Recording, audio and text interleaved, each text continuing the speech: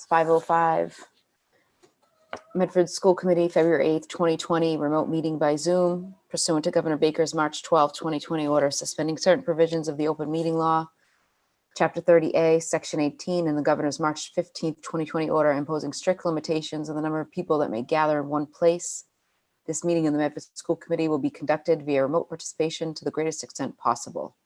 Specific information and the general guidelines for remote participation by members of the public and/or parties with the right and/or requirement to attend this meeting can be found on the City of Medford website at www.medfordma.org. For this meeting, members of the public who wish to listen or watch the meeting may do so by accessing the meeting link contained herein. No in-person attendance of members of the public will be permitted, but every effort will be made to ensure that the public can adequately access the proceedings in real time via technological means. In the event that we are unable to do so, despite best efforts, we will post on the City of Medford or Medford Community Media websites an audio or video recording, transcript, or other comprehensive record of proceedings as soon as possible after the meeting. The meeting can be viewed through Medford Community Media on Comcast Channel 22 and Verizon Channel 43 at 6 p.m. The meeting of the Medford School Committee, virtual information, 5 p.m. Since the meeting will be held remotely, participants can log in or call in by using the following link or call-in number. One of the numbers is 1-301-715-8592. Enter meeting ID 940-7652-8040 when prompted.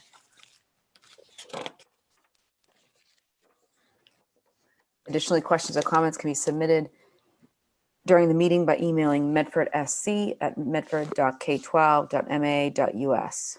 Those submitting must include the following information: your first and last name, your Medford Street address, your question or comment.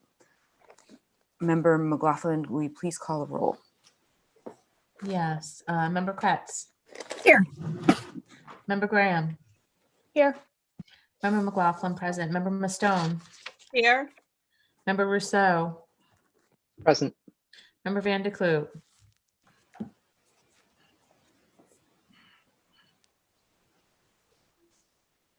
Present. Mayor Longo-Kern. Present, 7 present, 0 absent. If we may all rise to salute the flag. I pledge allegiance to the flag of the United States of America and to the republic for which it stands, One nation. under God, indivisible, with liberty and justice for all. I know it was noted that between 5 and 6 p.m. will be negotiations and legal matters, executive session of the Medford School Committee pursuant to General Law 30A, Section 21A, to discuss strategy in preparation for pending litigation on the basis that an open meeting may have a detrimental effect on the litigation position of the Medford School Committee. Specifically, the Medford School Committee will be discussing pending litigation before the Massachusetts Commission Against Discrimination. The Medford School Committee will reconvene in public session following the executive session. Is there a motion? Motion to move to executive committee. Second. By Member McLaughlin, seconded by Member Rousseau. Roll call. Member Kretz. Yes. Member Graham. Yes. Member McLaughlin, yes. Member Mastone. Yes. Member Rousseau. Yes. Member Van de Kloot. Yes. Mayor Longo-Kern. Yes, 7 in the affirmative, 0 in the negative. Thank you for your patience, everybody, while we go into executive session.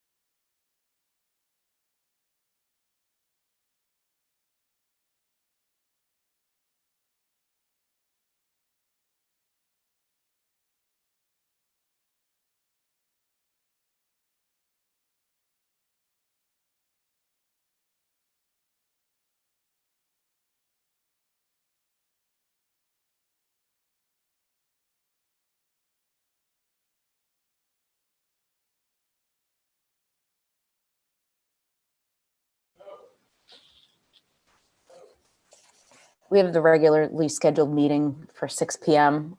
I think we should just wait a few minutes till 6 PM. So if everybody needs to take a couple minute break, we'll start right at 6 PM.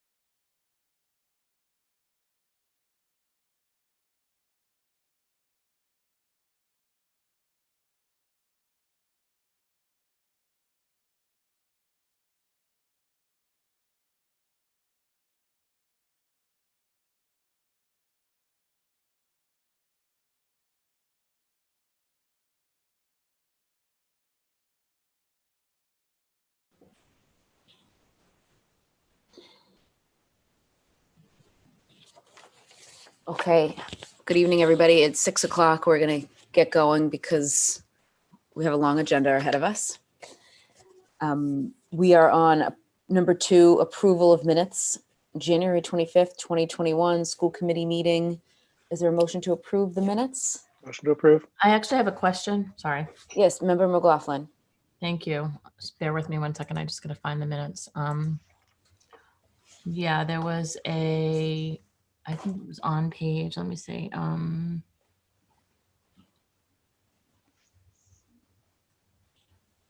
It was around the discussion, I'm sorry, it was around the discussion of whether we actually got notification from the district about our students testing, whether they had tested or not, because we received their results. And there was just some comments that I thought were missing there, which essentially Tony Ray said, yes, that we do receive that information. And that does act as a notification, unless I misunderstood. Okay, so we'll just have that added to the minutes under that section. Please, and So thank you. motion for approval by Member Rousseau as amended by Member McLaughlin. Second, Seconded by Member McLaughlin. Roll call? Member Graham, Yes. Member Kretz, Yes. Member McLaughlin, yes. Member Stone, Yes. Member Rousseau, Yes. Member Van de Kloot, Yes. Mayor Longo Kern. Yes, 7 in the affirmative, 0 in the negative. The minutes are approved. Number 3, we have approval of bills, transfer of funds, and approval of payrolls. Do you have any update on that, Member McLaughlin?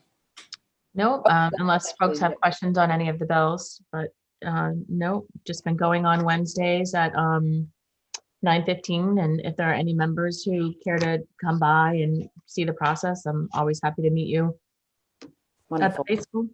Thank you very much. And number 4, report of secretary. Number 1 is good of the order. That's me again, Mayor. Yes. That was, thank you. That was a request that we have for the first of the month as part of Robert's rules, best practice, just a good of the order, check in with the school committee members to essentially ask how they feel we're functioning as a team. If there's anything that they want to bring forward or any concerns that anyone has or any, positive things they want to say about how we're functioning, but it's basically a self-assessment at the first of the month. Okay. Miss Mayor, Member Kretz has her hand raised. Yes, Member Kretz. I just wanted to share that what I've noticed over the last several subcommittee meetings is keeping to the time frame that's on the agenda. And I just want to applaud school committee members, fellow school committee members, for to adhering to their schedule. And I want to try to make my meeting on time. I know I went like a couple of minutes over on my meeting, so it's something because we do value everybody's time. And I just wanted to, congratulate all of you for doing a good job at that. Mayor, may I? Yes, Member McLaughlin. Sorry. Thank you, Member Kretz. I appreciate that. And also, I wanted to add, I know that we're doing the superintendent's evaluation at the next meeting, and I would just ask that for the good of the order, it would be very helpful for school committee to have a self-evaluation as well and a process for that. So I believe Rules, Policy, and Equity may have that as part of their function coming up, or unless I'm mistaken, but I would like to put that forward to my colleagues as well, that we have a self-evaluation process for how we're doing and how we can improve and what our goals are for the year. Okay, thank you, Member McLaughlin. Member Kretz, was that just committee meetings, or do I keep things timely as well? Yes, no. I've noticed all the meetings have been, kept it like they haven't been going until the midnight hour. So I meant both. Sorry. I'm just joking. I feel like you're jinxing me tonight. No, I'm going to knock on wood right now. Knock on wood. Okay. Anybody else have anything to point out for good of the order? So Mayor, I guess I would ask that maybe, I don't know, do I need to put that in a motion for the good of the order, or can I put a motion out that, or we move that to subcommittee? I'm asking for advice from my colleagues regarding this matter The self-evaluation process. for the school committee? Yes. I think you could do Member Graham. I just want to remind everyone that before everything changed super dramatically, this was a committee of the whole that we had agreed to schedule.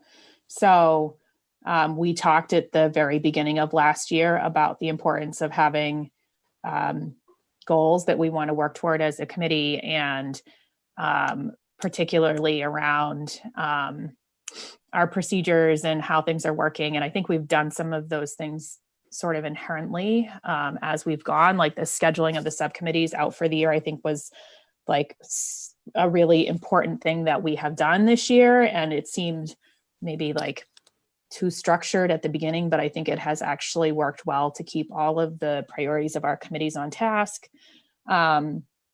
And so I would just say that I don't know that we need a motion because it was already on our like to be scheduled agenda. But if we do need a motion, I'm happy to be a second.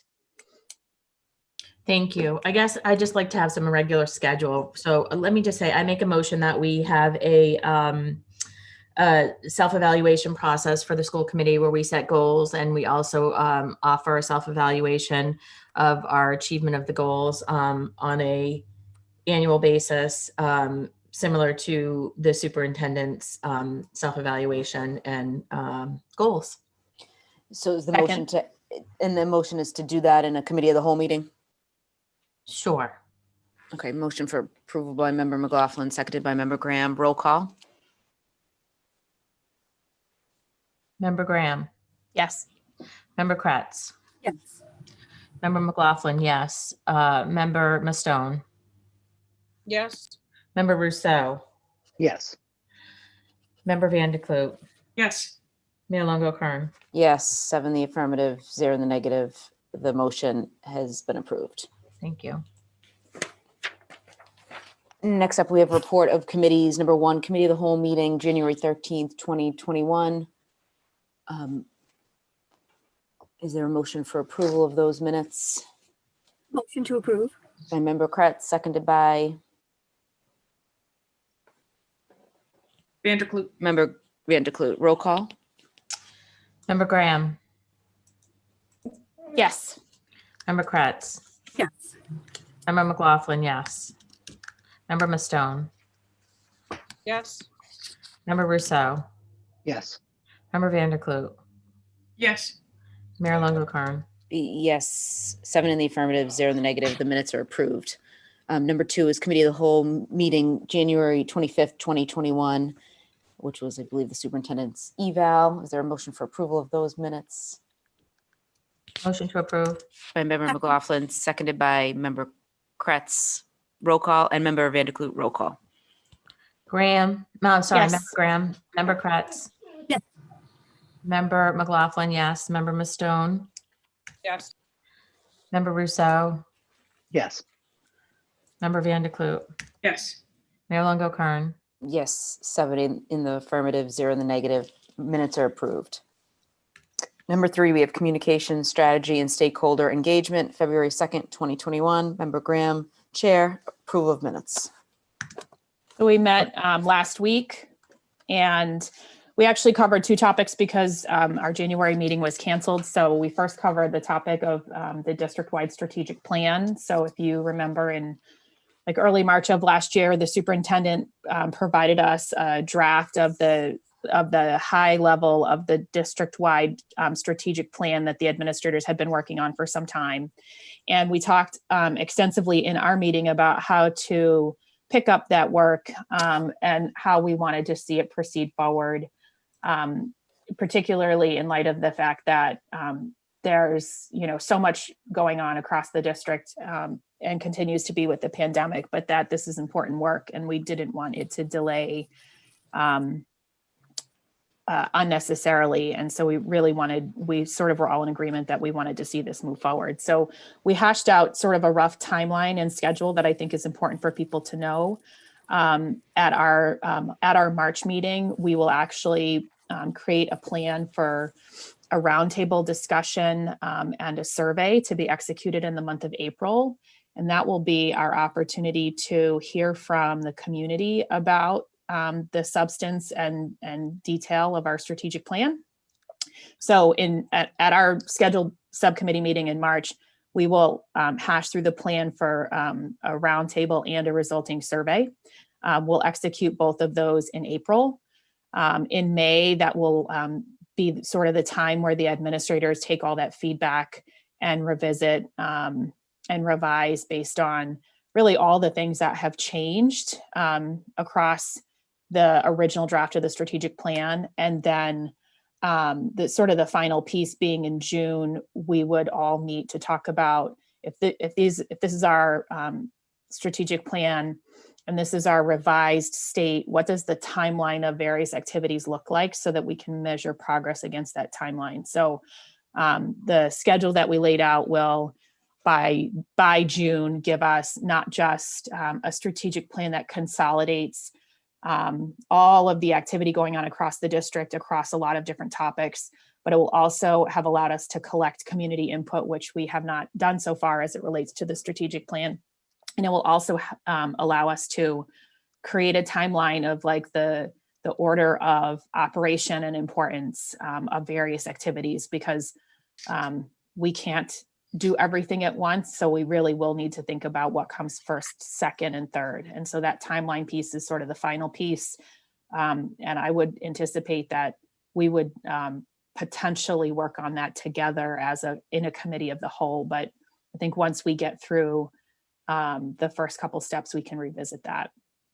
And then the other topic that we covered in our meeting was really around middle school orientation practices in a similar vein to what we had discussed with kindergarten orientation. And we talked about sort of a rough timeline, which included that the lottery process and work will begin soon now that the Q2 has ended, and that the administration is targeting early March to kick off that lottery process for our 5th grade team, so that students know in March where they will be going to middle school next year. We did talk about, the options and the things we like to do and want to do around the open houses and whether they can be held in person this year or not. We talked about the really great community building that happens at the annual cookout that started and was delayed this year, unfortunately. But we also talked about the info sessions that the superintendent has done these past few years that were really previously dedicated to the sort of, I'll say, the mechanics of the lottery, expanding to really talk about the transition to middle school in general. So much like our bridges to kindergarten, giving parents, particularly parents with new middle schoolers, a bridge to middle school. And our next scheduled meeting is on Monday, March 1st. Motion to approve? Motion for Motion. approval? Motion for approval by Member McLaughlin, seconded by Member Vanderklut. Roll call. Member Graham, Yes. Member Kretz, Yes. Member McLaughlin, yes. Member Mastone, Yes. Member Rousseau, Yes. Member Vanderklut, Yes. Member Mayor Longo-Karn. Yes, 7 in the affirmative, 0 in the negative. Minutes are approved. Thank you, Member Graham. Number 4, special meeting, February 3rd, 2021. This was the memorandum of understanding that was passed. If we could have a motion for approval of those minutes Motion to approve? by Member Rousseau, seconded by Member Kretz. Roll call. Member Graham, Yes. Member Kretz. Yes. Member McLaughlin, yes. Member Mastone, Yes. Member Rousseau, Yes, thank you. Member Vanderklut, Yes. Mayor Longo-Karn. Yes, 7 in the affirmative, 0 in the negative. The minutes are approved. Number 6, we have community participation. Public participation emails, questions, or comments can be submitted during the meeting by emailing medfordsc@medford.k12.ma.us. Those submitting must include the following information: your first and last name, your Medford Street address, your question or comment. It's my understanding we have a number of emails in that have been arriving the last couple days. Are there any member Van de Kloot that do not relate to any other topic on the agenda that we should read now? Yes, there's one that is separate from the rest. It's from Cynthia Kinnan. Cynthia lives at 156 George Street, and she has given me permission to paraphrase it and stick to main points. She writes, "I want to express that I see a full return to in-person school, or failing that, a fully in-person option for all students next year as vital. As a parent and an economist, I've been following the research on the consequences of disrupted schooling for both children and parents, and I find them very concerning. While the evidence on the possibility of safe return to school from a public health perspective is quite promising. Columbus, where my son is in kindergarten, has done a terrific job under extremely tough circumstances, as has the district as a whole. The weekly COVID testing program is wonderful. Nonetheless, hybrid rather than fully in-person school has been very challenging for our family. Of course, teacher and student safety is paramount for the return to fully in-person school next fall. I would appreciate guidance from the school district on what I and other parents can do now and going forward to help ensure the conditions are in place for a full return to in-person school in the fall. I hope that by furthering this conversation now, we can make sure that there is time to get the necessary funding and resources in place for next fall. Mayor, there are also many letters pertaining to the Columbus School discussion, which is later on in our agenda. So perhaps we should save them to that point. Yeah, I do know we have CCSR students that I think have to leave at 7. So I think that might be best since it is an agenda item. And we should move through the reports of the superintendent fairly quickly. Thank you, Member Van de Kloot. And I think we discussed this return to school regarding that email at the last meeting when we talked about goals for the superintendent. And I know as one parent and school committee member, I really hope we are fully back come September. I don't know if Dr. Edward Vincent would like to respond as well. Yes, I definitely am a proponent. The good news is that the vaccine is here. Teachers will, we fall into phase 2. So it's a matter of sometime between February and March. That's our hope, that we will be able to have everyone vaccinated as soon as the vaccines are available. And for next school year, there will be a brief presentation a little later by Dr. Cushing and Ms. Galusi about listening sessions. So that's part of the agenda for today, this evening as well. But we will definitely be working collaboratively in support of getting all our kids back in school for next year. Thank you. Thank you, Dr. Edward Vincent. Next up, we have report of superintendent. Number 1, superintendent's updates and comments. Dr. Edward Vincent. Thank you. Good evening, everyone. To open today's remarks, I just want to share that today was indeed a tough day for Mustang Nation as we said goodbye to our colleague, Mr. Frank D'Alessio, the computer technician for the school district. So with the arrival of COVID-19, we have had to adapt ourselves to new restrictions and safety protocols. But the loss of life from this virus is still very hard to process. Frank was a husband, father, and grandfather who loved annually to take his whole family to Disney World. He would often pick up his granddaughters when they attended Kids Corner at Medford High School. He had a smile for everyone and always was at the ready when something with our computers or printers just didn't work. His loss has been felt throughout the entire district.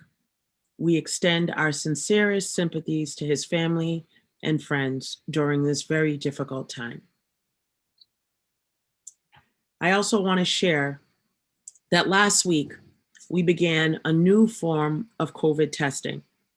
It's pooled or group testing. This testing has been made possible through the partnership between the City of Medford and Tufts University.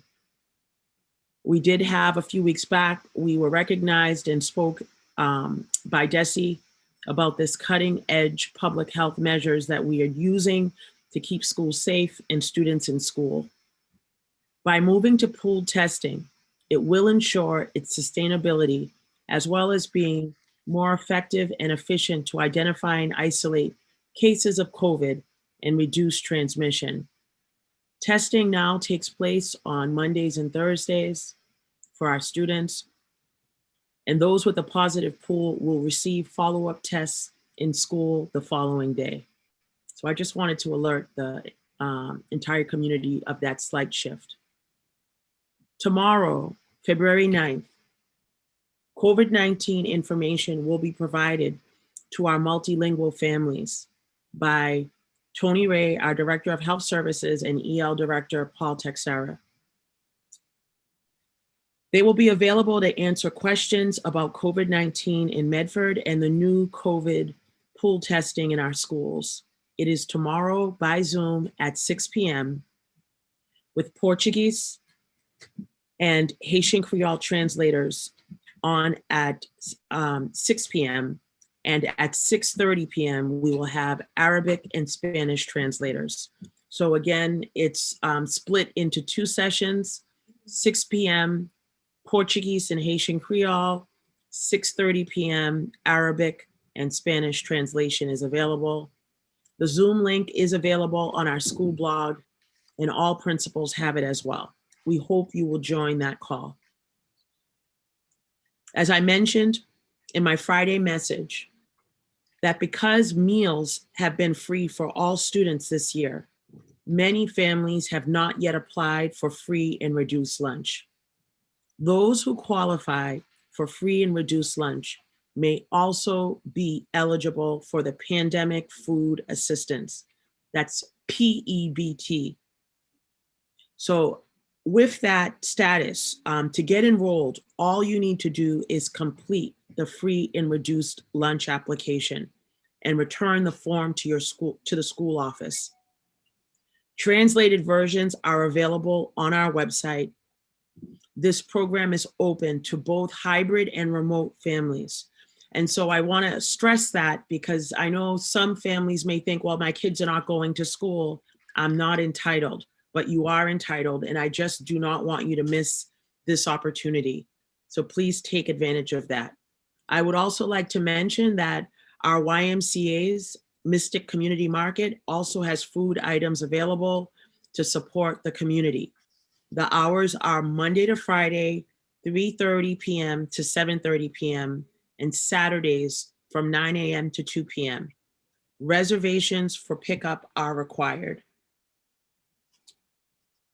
I also wanted to say that the Lunar New Year, the Chinese New Year or Spring Festival is going to be celebrated this coming Friday.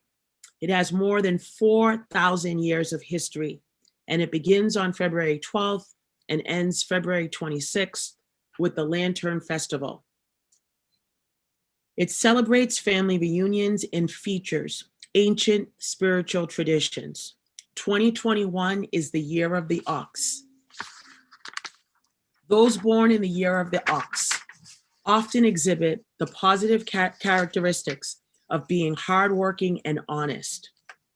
We wish all of our Chinese neighbors and Asian members of our community and all that celebrate the Lunar New Year good health and much happiness in the new year. February is also Black History Month, and I would like to extend a special thank you to Ms. Sharose Walker. The high school has been celebrating this month. In particular, we've been having an Ethno-Haitian dance performances by the esteemed co-founder and director of the Jean Apollon Expressions, JAE. Mr. Jean Apollon, he's a successful choreographer and master teacher based in Boston and Port-au-Prince, Haiti. He teaches our students various Haitian folkloric dances, their meanings and origins. Ms. Walker has extended email invitations to the entire school committee as well, and the sessions are taking place with students being socially distanced and keeping an appropriate physical distance.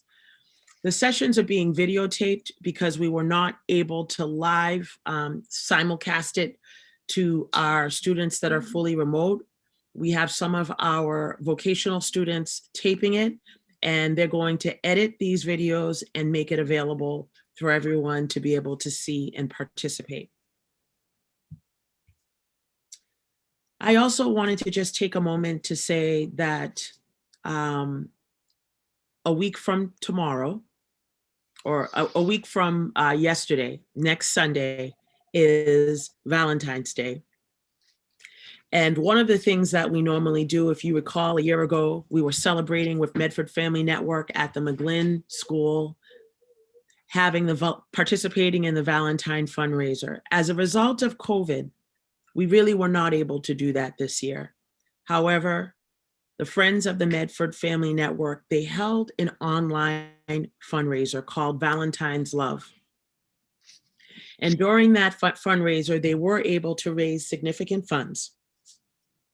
But it is our hope that we will be able to return to scooping ice cream next year at the Valentine fundraiser. So Medford Family Network, thank you for all you do on behalf of the community. As you know, we have our wonderful CCSR students. There will be a presentation by them today as well. But as you know, CCSR, they're always busy and up to something very good. Our middle school students are collecting donations to put together senior citizen gift bags. Some of our seniors are really struggling without being able to meet friends at Medford's Senior Center. Therefore, CCSR is hoping donations of the following will help seniors feel less alone: warm hats, gloves, puzzles, boxes of hot chocolate and tea, crossword puzzles, hand sanitizer, masks, and books. Donations can be left at the McGlynn Middle School. Again, it's a great opportunity to help our community and support our senior citizens. Also, CCSR is hosting a winter clothing drive at Medford High School to benefit our Hope Chest. They are looking for donations of new or gently used warm hats, snow pants, gloves, boots, winter jackets, socks, and Mustang gear. A donation box is located in the front lobby of the high school. I also want to recognize the Andrews Middle School National Junior Honor Society. They are hosting a blanket drive. New and gently used donated blankets can be brought to the Andrews Middle School and will be donated to a homeless shelter in our community and an animal shelter as well. Lastly, a few reminders. If you had the opportunity to watch the Super Bowl last night, Miss Amanda Gorman once again inspired all of us by honoring frontline workers and educators in her poem, Before the Coin Toss. Poems for the Mustang Poetry Contest are still being accepted until February 22nd. I encourage both our remote and hybrid students to send along their poems. And I also want to acknowledge that Member McLaughlin spoke and asked about some of our English learner students who may not yet be fluent in English. And so I assured her that yes, if the poem is written in a student's native language, we will have it translated and we will take that into consideration.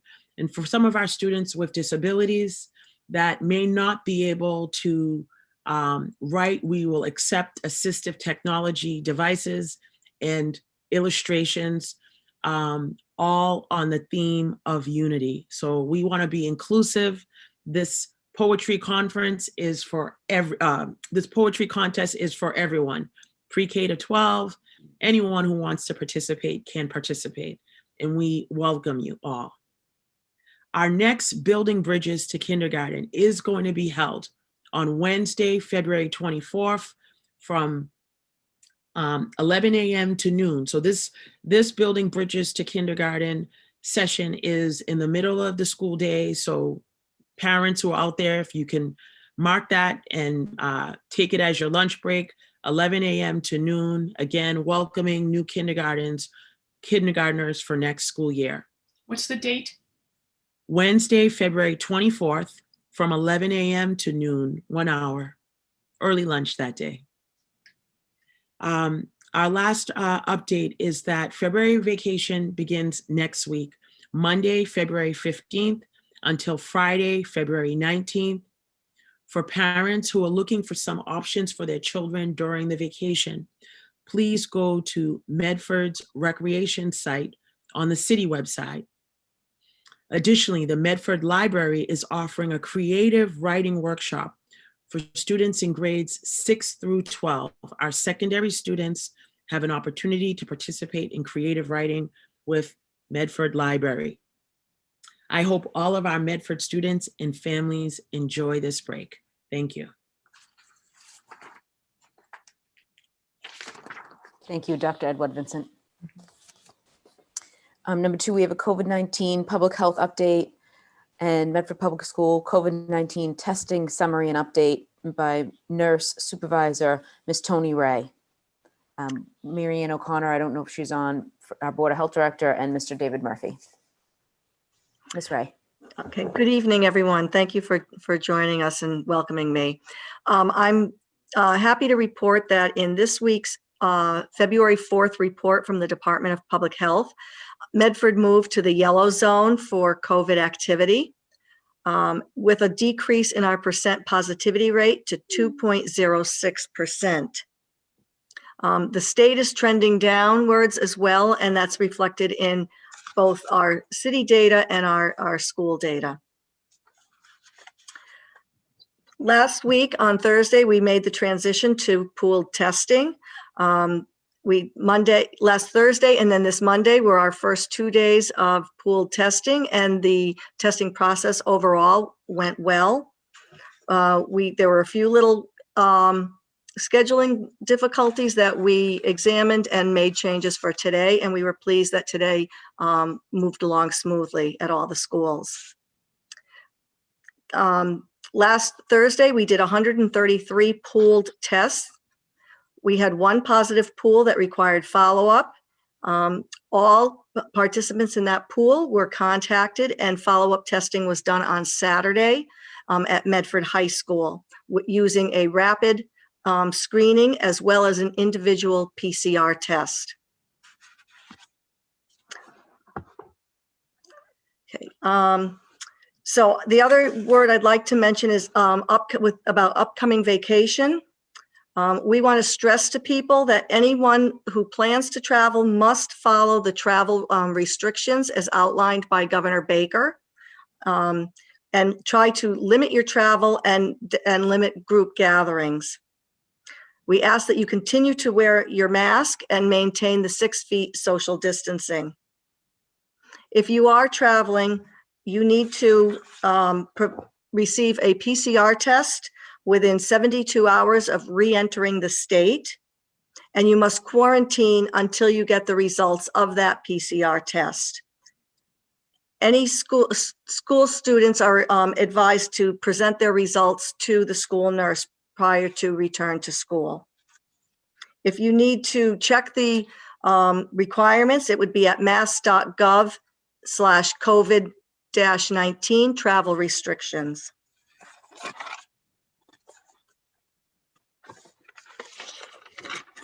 And I think Dave Murphy might be following me with some more information about the testing. Thank you, Ms. Ray. Mr. Murphy, anything to add? Very quickly, Mayor, as Ms. Ray said, we've made the transition to pool testing. There were a couple of communications that went out from the superintendent last week aimed at both families and with staff, explaining some of the implications of those changes. As was stated in those communications, for the vast majority of participants, provided our positivity rate continues to stay at the rates that it is now, hopefully declines even further, testing looks pretty much the same as it always has. The most noticeable change for most people in the Medford Public Schools participating in our testing program is the day of the week and the time at which they're testing. That variable with regard to the time of day is a significant one. And it is, Ms. Ray alluded to a couple of scheduling hiccups. And while the statement that everything went well in school today was correct, in fact, it went very well. And that's due in large measure to Ms. Ray's staff and the team of school nurses and other staff members who are helping to make this program a success. There was a hiccup with the transition from the testing samples to the lab. And so I anticipate that for the second time, we'll be doing the reflex testing on what we consider to be the off day of testing. So in this case, it will be Wednesday, as is the last case, it was Saturday. And as folks may have noticed by the time of the email on Friday night, we didn't have, of the 133 pools, we had 132 of them back, but number 133 took a few hours to come in. And as a result, we didn't give an all clear until around 8 o'clock on Friday night. So I don't think it'll be 8 o'clock tomorrow night, but we probably will be utilizing our Wednesday testing station, which, as was stated in the communication, is open from 1 p.m. until 4 p.m. at Medford High School. That testing station is primarily geared toward central office personnel, student athletes and extracurricular program participants in cohort D. So that's students who are otherwise fully remote, but participating in extracurricular activities in person. The expectation is that they are testing between 1 p.m. and 4 p.m. at the high school in the West Courtyard lobby. And that will also be the time block this week in which we'll do the reflex testing, assuming there's any positive pools. So if there's no positive pools, then we won't be doing any reflex testing, and that would certainly be good news. So that's essentially where we're at in terms of the pool testing. We had said when we made this transition that there would be some bumps and hiccups. That has been the case, but nothing that is insurmountable. And we look forward to continuing to execute this program in the coming weeks and months. Thank you, Mr. Murphy. Member Rousseau? Thank you for the report. I'm very happy with the pool testing. I did email, I think, all of you back after you sent the plan out to us. It was comprehensive and really closed a lot of the loopholes I think that we had expressed concerns about when you first presented that to us. With the pool testing, my understanding is more districts are joining in on pool testing. And do we have any affirmative promises that the capacity of the people that are actually taking the pools and doing the testing, that they can handle a ramping up of other districts joining in? I just would hate for us to have gotten this done real smooth and then 2 more districts get in and then suddenly we have to wait a whole extra day and all our plans fall apart. Mayor, may I just respond to Yes, that? Member Murphy. Mr. Murphy. That would be an honor, but Mr. Rousseau, I think in terms of confirmation of the Broad Institute's capacity, what I would say is that because we've been involved in many of the conversations with DESE as they've developed this program, we've been able to sort of get a little bit of an insider's view as to the vetting process that DESE is subjecting potential vendors to. And I would say I have a high degree of confidence that that vetting process is ensuring that all of the various entities that are involved in the administration of the testing programs, in fact, have the capacity and effectiveness to do so in a reliable way. That said, there are a number of variables, some of which that are at times out of our control, that do trigger some sort of pressure points that make the smoothness of the program a bit of a challenge. And so in this instance, the one that we've experienced both last week and this week, it's making sure, again, we pride ourselves on not disrupting the instructional day, and we need to maintain that, not minimize instructional disruption, but also get the testing done in a very, very efficient fashion, such that the samples arrive at the lab and can be turned around. So I haven't seen any issues with regard to the lab's capacity, and we are doing our best to demonstrate the capacity necessary to be very efficient in the testing program without turning the entire school day into the day at which you go to test, and if you can get some learning in while you're there, that's great. So that's sort of where the challenges are. It's sort of a shared challenge, and something that we have to continue to iron out some details on. Thank you. Thank you. Next up, we have report on CCSR, Mr. Richard Trotter, Michael Skorker, and student representatives. Welcome.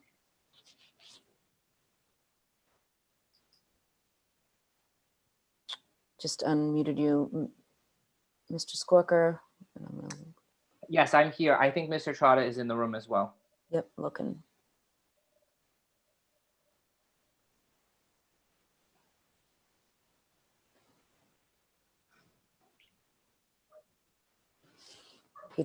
Dr. Cushing, do you see? I think he might be under iPad. Oh. Okay, that helps. I've made Miss Olson and Mr. Skorker co-hosts as well. And just let us know the students who would like to speak, and we can do similarly or just unmute.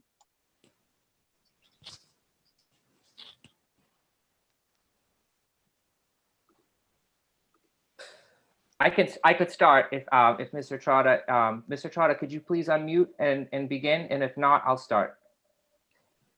Mr. Skorker, do you know if it's iPad 2 or iPad 3? No idea, right? I have no idea. I'm sorry. I'm here. Can you hear me now? Yes, we hear you. Oh, okay. I'm iPad 3. All right. Well, first of all, thank you for allowing us to give this report. I want to thank the school committee for being there behind the scenes and supporting us and the kids. I also want to thank the superintendent, who's been an outstanding contributor and supporter. With her support, we have been able to expand the program dramatically over the last 3 years. So tonight there will be a report by the students and Michael. I'm just giving a quick, brief introduction.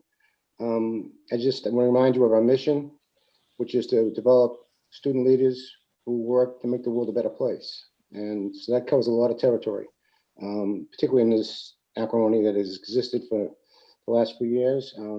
We believe this program is vital to the future of our country in the sense of developing positive role models and leaders that will help lead us in the future. I want to thank our founders, Bloomberg Foundation, who gave us the first grant, and then the Cummings Foundation. And now, thankfully, the Crystal Campbell Betterment Project has now given us life for next year and this year. So we're in good shape financially for this year and next year. We have changed the format because of the COVID, and Michael's going to talk about that. So in closing, I want to once again thank you all. I also want to thank Dr. Cushing for being my direct contact. We're working together, and we're looking to do some great things beyond just CCSR, and getting more into SEL as well. So with that, I'd like to introduce Michael, but I want to thank also Megan Olson and Ivy Karabuchi, who are both working as advisors as well. Megan's done a fantastic job at the middle school level, and Ivy's helping Michael. And of course, we all know Michael. Michael's a superstar, life support for our students, and he does a fantastic job. So I just want to pass it on to Michael, and I want once again thank you for allowing us to give this report. Thanks so much, Rich. I really appreciate those kind words. And we're very excited and really honored that you're having us on tonight. I even wore my special bow tie for tonight. So we'll get started with that. So the CCSR is having a very successful year, even during this pandemic. And at the high school, there are over 100 active CCSR student leaders. And at the middle school, there are approximately 30 to 50 active CCSR student leaders. We're very proud of that. It keeps getting bigger and bigger. In terms of projects at the high school, students are working on or have completed a total of 50 projects. And as Rich said, the model's been a little different this year. Students are tending to choose large scale projects, whereas before they were doing projects in groups. That's still happening, but now it's sort of shifted into these large scale projects. And overall, like I said, we have been working on or completed a total of 50 projects. We expect that number to go up, of course, as the year continues. Some of these projects include painting a social justice mural in the city, which we're working on, stocking the CCSR micro pantry located at Tufts Park, running a school supply drive, organizing a Medford Rock painting scavenger hunt, and pushing to decrease the amount of plastic cutlery given to customers with their takeout orders.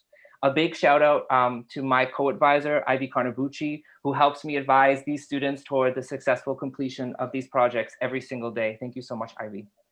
At the middle schools, students have been extremely busy as well. Some key middle school projects include filling up the free little libraries in Medford with age-appropriate books, creating gift bags for our senior citizens, as the superintendent mentioned, and organizing and executing our 3rd annual Mustang Way Assembly, where high school students spoke to 6th graders about the importance of being kind to one another and to encourage one another to implement the Mustang Way in their daily lives. Also, a big shout out goes to Megan Olson, who is the CCSR advisor at the middle schools and helps to oversee all of those wonderful projects that I just mentioned. I'm also happy to report that we will soon be hiring another CCSR co-advisor at the middle schools. We encourage all of you to check out all of these projects and our announcements on the CCSR social media pages and website, which are run by our student leaders. Specifically Emma Maganzini, Christina Zhang, Erin Tan, Lisa Lopes, and our webmaster, Dan Koi Wen. You can find more information about the CCSR on our Facebook at the CCSR, on our Instagram at Medford CCSR, on our Twitter page at Medford CCSR, and of course on our website at medfordccSR.org. Finally, the portfolio that you received before today's meeting was created by our student portfolio managers, Laurel Baxter and Ava Heinig. The CCSR works as a team, and I consider us to be one big family. And we will continue to make the world a better place, one student at a time, which is our motto. Now let's hear from some of these students. First up, I'd like to introduce middle school CCSR student leader, Caitlin Alves. Caitlin, you're up. Hi, I'm Caitlin Alves, a 7th grader at the McGlynn, and I've completed a handful of CCSR projects, including putting together bags for the senior center, which I'm currently working on doing again. We're collecting items like hot chocolate, tea, mittens, and hats. Over the summer, I was fortunate enough to see the smiles these bags brought to the faces of the senior citizens. I've also done a bake sale at the running of the Leprechauns Road Race for Boston Children's Hospital twice when I was in elementary school. I was fortunate to catch the attention of the news with the Look Up Challenge, where we challenged students, teachers, and parents to take a break from technology. I really enjoyed doing all these things with the CCSR because it gave me an opportunity to make a difference in my community, and I got to work with so many amazing people while doing it. Next, I'd like to introduce high school CCSR member Sarah Lima.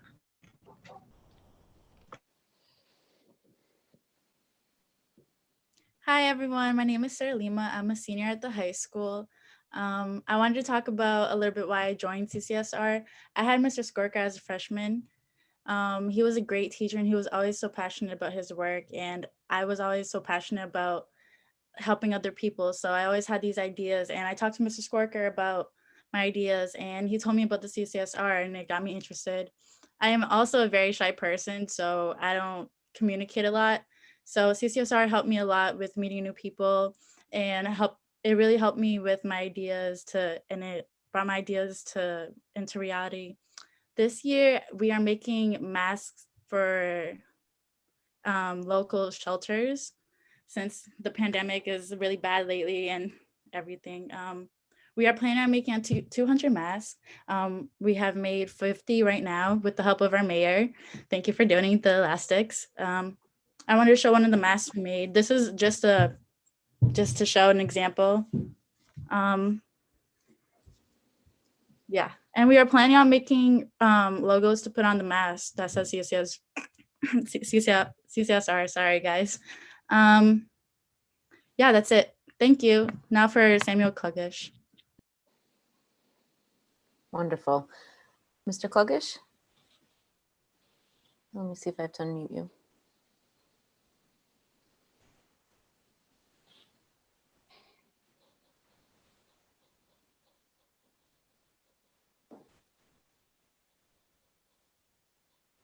You should be good now, Sam. Thank you. Thank you, Sarah, for that very wonderful introduction. So my name is Samuel Kluggish, and I am a senior at Medford High School. I've been a part of the CCSR since my sophomore year. Tonight, I want to talk briefly about my project for this year, which was to launch the CCSR's first podcast, segment with Sam, which I hope most of you have had a chance to listen to. And if not, you can check it out on the CCSR's website. So the monthly podcast is a chance to share not only with the school, but the broader Medford community about various projects and events happening in the CCSR. And we also like to explore various themes such as gratitude and good deeds. The podcast is important because we can reach new audiences to talk about our work and to share ideas. We hope that new students will be inspired to join and new funders will be inspired to support us as well. During the rest of the year, we're looking to build on our initial success with the podcast and hopefully include some interviews and explore different topics. If any of you have any specific ideas you would like to see us address, please feel free to let me or Mr. Skorker know. For me personally, I'm honestly very grateful for all the skills that I'm learning on this project, because I know that podcasts and social media are critical tools to communicate ideas to broad audiences. And I know that I'll be able to use these skills in college and beyond. So thank you to Mr. Skorker, Mr. Trotta, and the CCSR community. And lastly, the CCSR would once again like to thank the Crystal Camp Community Betterment Project and the Cummings Foundation for their continued support. And that concludes our presentations for tonight. Thank you so much for your time. And are there any questions? Thank you so much, Sam. Yes, we have questions. Member Vanderkloot, then Member McLaughlin. Unmute. Here we go. I just want to mention how wonderful it was to have the opportunity to join in the middle school assembly this past week. Frankly, you know, as a school committee member, one of the great joys is to be able to see our students in action. And when we've been all on Zoom, that's been harder to do. So bringing us this assembly, getting to see our kids, and a lot of them, it was just great. So thank you, and thanks to all the students, and of course to their leadership, Mr. Skorker, Ms. Olson, Mr. Trotta, and everybody else who's involved. It's something that makes us feel very proud. Thank you, Member Vanderkloot. Yes, the assembly was very impressive. Member McLaughlin and then Member Kretz.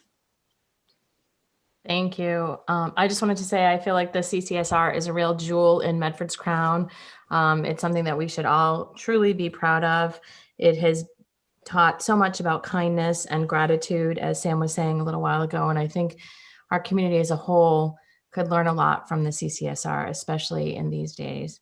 And I want to thank Rich Trotta and Michael Skorker and the foundations for contributing. And also, Rich, I'm very interested in hearing more about CCSR's work in the social emotional realm, which is also a much needed aspect in our district and in our community. So thank you all so much. And to the students who presented tonight, I know it can be really intimidating presenting on Zoom, and just wanted to say that you guys all did a great job. Thank you so much. Absolutely. Thank you, Member McLaughlin. Member Kretz? I just wanted to say thank you to all the students for your presentation tonight. They were all incredible. And I just want to mention that each and every project is so extraordinary. All your projects are making a huge difference in so many people's lives. It's incredible. And just to hear how creative these projects are, and the students are so excited about their projects and they're so involved in them. It's wonderful. And I just can't thank them enough. And I want to thank Megan Olson, Michael Skorker, Rich Trotter, and the foundation also for their support with the funding. And just thank you. And I did get to jump on the call last week, and I got to hear some of the presentations during the live call last week, and it was incredible also. Thank you all. Thank you, Member Kretz. Yeah, I just want to echo the sentiments, Mr. Skorker, Ms. Olson, and Mr. Trotter. I know Dr. Edward Vincent and her team, everybody's so supportive of CCSR and the Cummings Foundation, which I advocate for funding to CCSR, and they've been able to keep the program up and running and surviving, and the projects you do are amazing. Mr. Skorker, you get the kids to not only do projects and love it, and I think it was 180 students you had last year, which I think is amazing at the high school, but you have them emailing the mayor's office for help all the time and really taking that initiative. And I agree, it helps them build confidence, and you can see it, whether that was on the assembly or here tonight. And we're just so proud of all the students and all those working very hard on their behalf. So thank you. Thank you. Mayor, it looks like people have their hand raised. I don't know if it's regard to CCSR. Okay. Amy? Hi, I just wanted to check in and ask the team that's making the masks. I just want to check in and ask if they have all the supplies they need. And if they don't, where or how could people bring you extra fabric or elastics? Or, do you need anything and how could we get it to you? That's it. Yes. Sarah, do you need more fabric or? Actually, I finished my fabric because I did make the 50 masks on Monday, but I am planning on buying more. We didn't spend much money, but thank you so much for asking. But we're okay. Thank you so much. Thank you, Amy. And I'm sure Mr. Skorker, you could get in touch with M. Skorker at medford.k12.ma.us if you want to reach out to him, Amy, to see if any of the other students need any more material. And I got extra elastic, so I think they're good with it. Mayor, could I just say one thing? Yes. There may be, so Amy, there may be another group, if we do have the materials that would want to step up and do that. So if you would like to donate, maybe Sarah's group, if they finish, because their goal is 200. So if they finish 200 before the school is over, we may be able to use that either now or sometime in the summer. So feel free to email me. And thank you so much for that. That was really wonderful. Great. Thank you all. Next up, we have number 4, report on Massachusetts School Library Association, MSLA, Superintendent Edward Vincent. We have Maria Dorsey, teacher librarian at Medford Public Schools. I'm not sure if this is under the same category, has been chosen to serve as Metro West Area Co-Director of the 2020-2021 Executive Board of the Massachusetts School Library Association. The Massachusetts School Library Association congratulates Christina Johnson, library teacher at the Andrews Middle School, as a recipient of the President's Award. This award honors school librarians making an impact on student learning in their early careers. We hope you will join us as we celebrate Christina's successes in our online celebratory campaign running February 22nd to March 12th on Twitter and Facebook. Christina will be honored at the Massachusetts School Library Association Annual Conference on March 21st and 22nd. Dr. Edward Vincent. Yeah, so again, this report and update is really just to congratulate once again the both of them for their wonderful leadership. Maria Dorsey, who we know is our librarian at the high school, this is actually her 3rd year.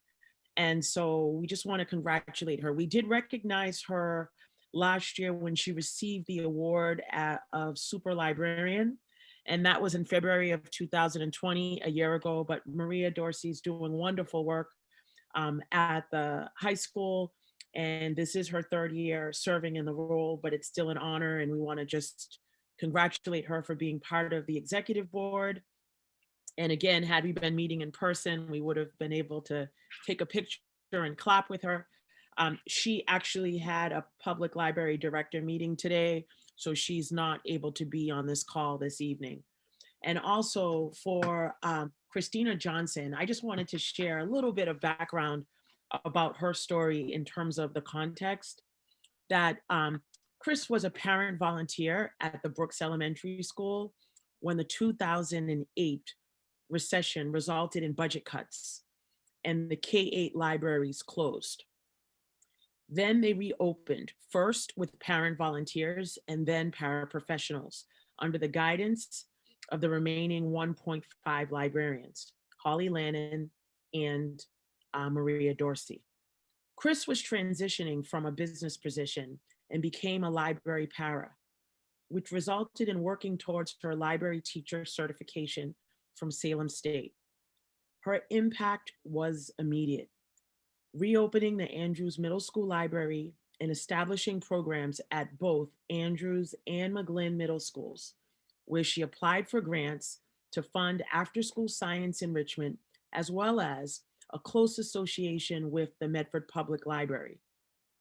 In addition to both middle schools, Chris also manages the McGlynn Elementary School and the Columbus Elementary, along with a staff of paraprofessionals.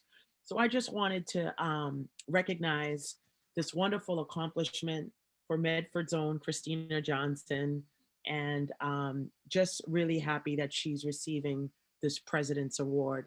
I am not sure if Christina is on the call, but I just wanted to acknowledge her wonderful accomplishments to the committee and let you know that wonderful things are happening in Medford. I'm not sure if we see a raised hand. Yes, I see Christina Johnson on the call, not raising her hand though, but I can unmute her. Christina, are you able to say hello? I am. Can you hear me? Yes, we just unmuted you. Congratulations. All right. Well, thank you very much for recognizing me this evening. I really appreciate it. It was a totally unexpected award, but it gives me a lot of honor to also be recognized with Maria Dorsey, who was my inspiration for becoming a library. And even though the award is for someone who's new in their library career, I'm actually consider myself old, but this is a second career for me. And Maria was my inspiration for becoming a librarian. And I just want to say thank you again for recognizing me tonight. Thank you for your service. Thank you. Thank you so much. Number 5, we have motion to approve donation of MacBook to a student, Dr. Peter Cushing, Assistant Superintendent. Good evening. So a community member reached out approximately a month ago to Ms. Schulman with a very generous donation of a MacBook 2018 device, and we are presenting it. It is to be used for a student, and we are asking you to accept this donation. Motion to approve. Motion to approve by Member McLaughlin, seconded by Member Graham. Is that you? Okay. Member Graham, roll call. Member Graham. Yes. Member Kretz. Yes. Member McLaughlin, yes. Member Mastone. Yes. Member Rousseau. Yes. Member Vandekloot. Just unmute yourself, Member Vandekloot. Sorry. Yes. Mayor Longo-Kern. Yes, 7 in the affirmative, 0 in the negative. The motion passes. Thank you. Dr. Cushing. And just as the motion passed, I do want to say publicly, and we'll send a thank you note to Ms. Deirdre Hostler for her generous donation to our students. Absolutely. Thank you. That's great. Number 6, we have the fiscal year 22 budget overview and an anticipated timeline. Mr. David Murphy, Assistant Superintendent of Finance and Operations. Mr. Murphy. Thank you, Mayor. Good evening again, members of the school committee. This next presentation, which I will keep brief in light of the fact that it is the first of many times we will have a conversation, I suspect, around the fiscal 22 budget, is in response to several questions that have come in from members of the committee looking to talk about the timeline and to be able to begin to establish expectations both for the committee and members of the community as to what to expect in the coming weeks and months. So I do have a deck that I'm going to share. It's only 7 slides, including the cover. So it, again, won't take us too long to walk through all of this. This particular presentation will be at a fairly high level and will walk through the components of the budget and some of the initial challenges that we are already know that we'll be confronting as we begin to develop our budgetary priorities and look forward to the adoption of the fiscal year 22 budget. So some of this again is background, but I know for some people watching school committee meetings, this isn't something that thankfully you have to think about or work with on a daily basis. So just for those who haven't tuned into the budget process since the last time the budget was developed, the budget is comprised primarily of state and local funding with those coming through the budget process that begins with the governor's State of the Commonwealth address. It was just a couple of weeks ago, and what is called the cherry sheet that goes to the legislature to help work through a complicated formula to determine the appropriations that are made to municipalities across the state. That Chapter 70 funding is the largest influx of core educational funding, and the formula dictates the amount that is allocated to each city and town within the Commonwealth. While that's happening at the state level, the city is developing its own budgetary priorities and examining its budgetary capacity, much of which is based on what that Chapter 70 allocation is that comes from the state, along with the unrestricted local aid. All of that goes into determining what the budget will be, what budget will be appropriated for the school department. And while that is happening at the city and state level, the school department is developing its budgetary priorities consistent with the district's strategic goals.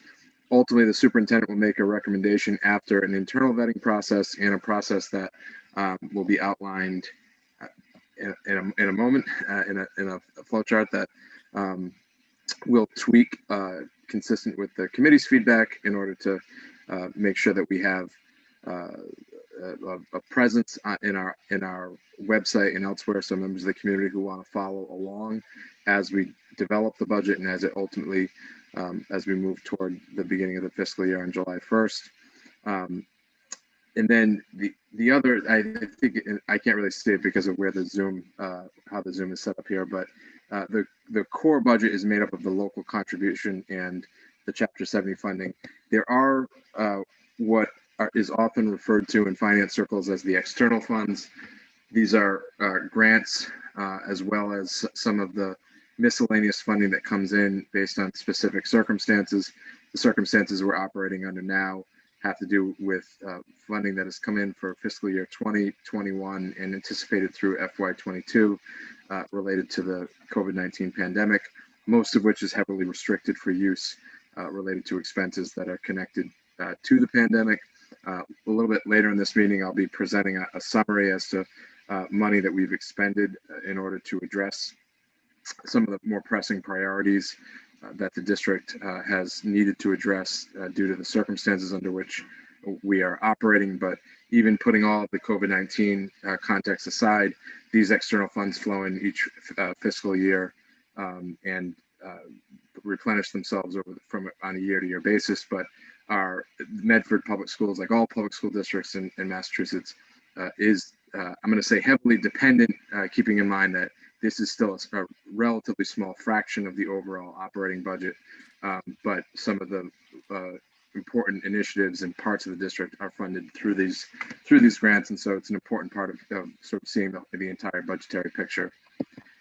With regard to a timeline, and again, this is I can see the mayor's facial expression there, which tells me that we will be tweaking this a little bit before we get to the place where it is published. So that the point of this flowchart is to make this clearer to the community as to the step-by-step process. I can tell you that the finance people that reviewed it thought it was very clear, but that might tell us more about finance people than it does about the value of the flowchart. And I'm including myself in that. Not hopefully I haven't offended any members of my team, but all budgets begin with the goals and visions that are established by the superintendent and the school committee. There is, as you might imagine, a significant portion of this that takes place internally and vetting the different priorities prior to being presented to the public. Through the personnel and budget subcommittee meetings, we anticipate a series of meetings and/or hearings to help vet the budget and keep the community informed as the budgetary priorities continue to develop. That leads to the superintendent's recommendations to the school committee and the what is a statutory obligation on the part of the school committee to hold a budget hearing and receive feedback.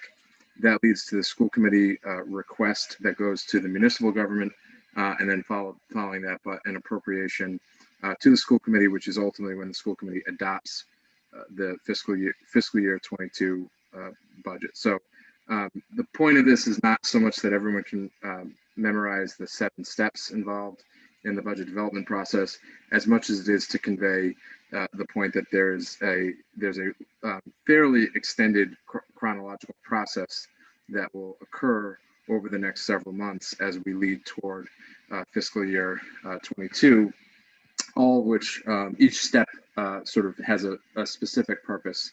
Sometimes it's to make sure that we're thoroughly vetting budgetary priorities and seeing how each of those budget priorities fit together to form the overall coherent picture of what the district is trying to accomplish and the context in which we're operating. And other steps are specifically to maintain a level of transparency so the members of the community can understand both where we are in the process and what the implications are going from the budget book to the classroom and other learning environments.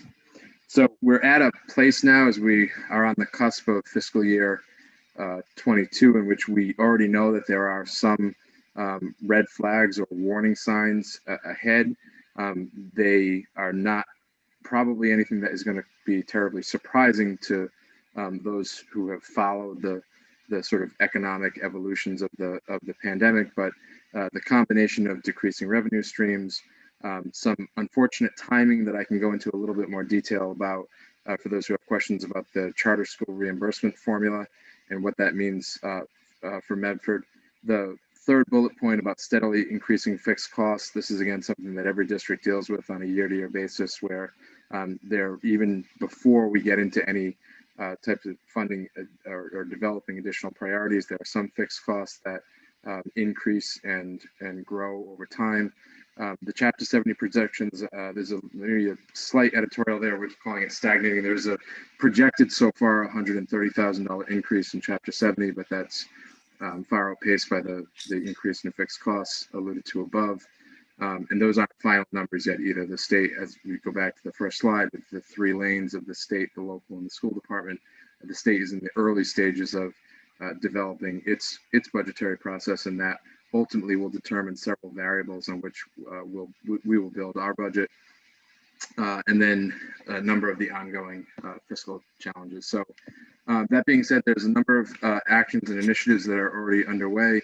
The school administration has established a process of meeting with our counterparts on the city side to discuss all the various challenges and pressure points, and we're meeting on a weekly or bi-weekly basis. We are in the process of beginning our internal meetings on a department by department basis to examine different priorities and goals of each department and how those fit together in anticipation of presentations before the school committee and the personnel and budget subcommittee. We are also, as we need to, on a year-to-year basis, looking at all of the various personnel options that are in front of us. I think it's a fairly common refrain when we talk about school budgets to ask why we're always talking about the implications for personnel and for the people that help run the school department. And the simple answer to that is that school departments are primarily, the funding is primarily flows toward personnel, that there isn't a lot of other things that we pay for. School districts are, their organizations are by their nature, people populated organizations, and that's where most of the operating budget for a school system goes toward.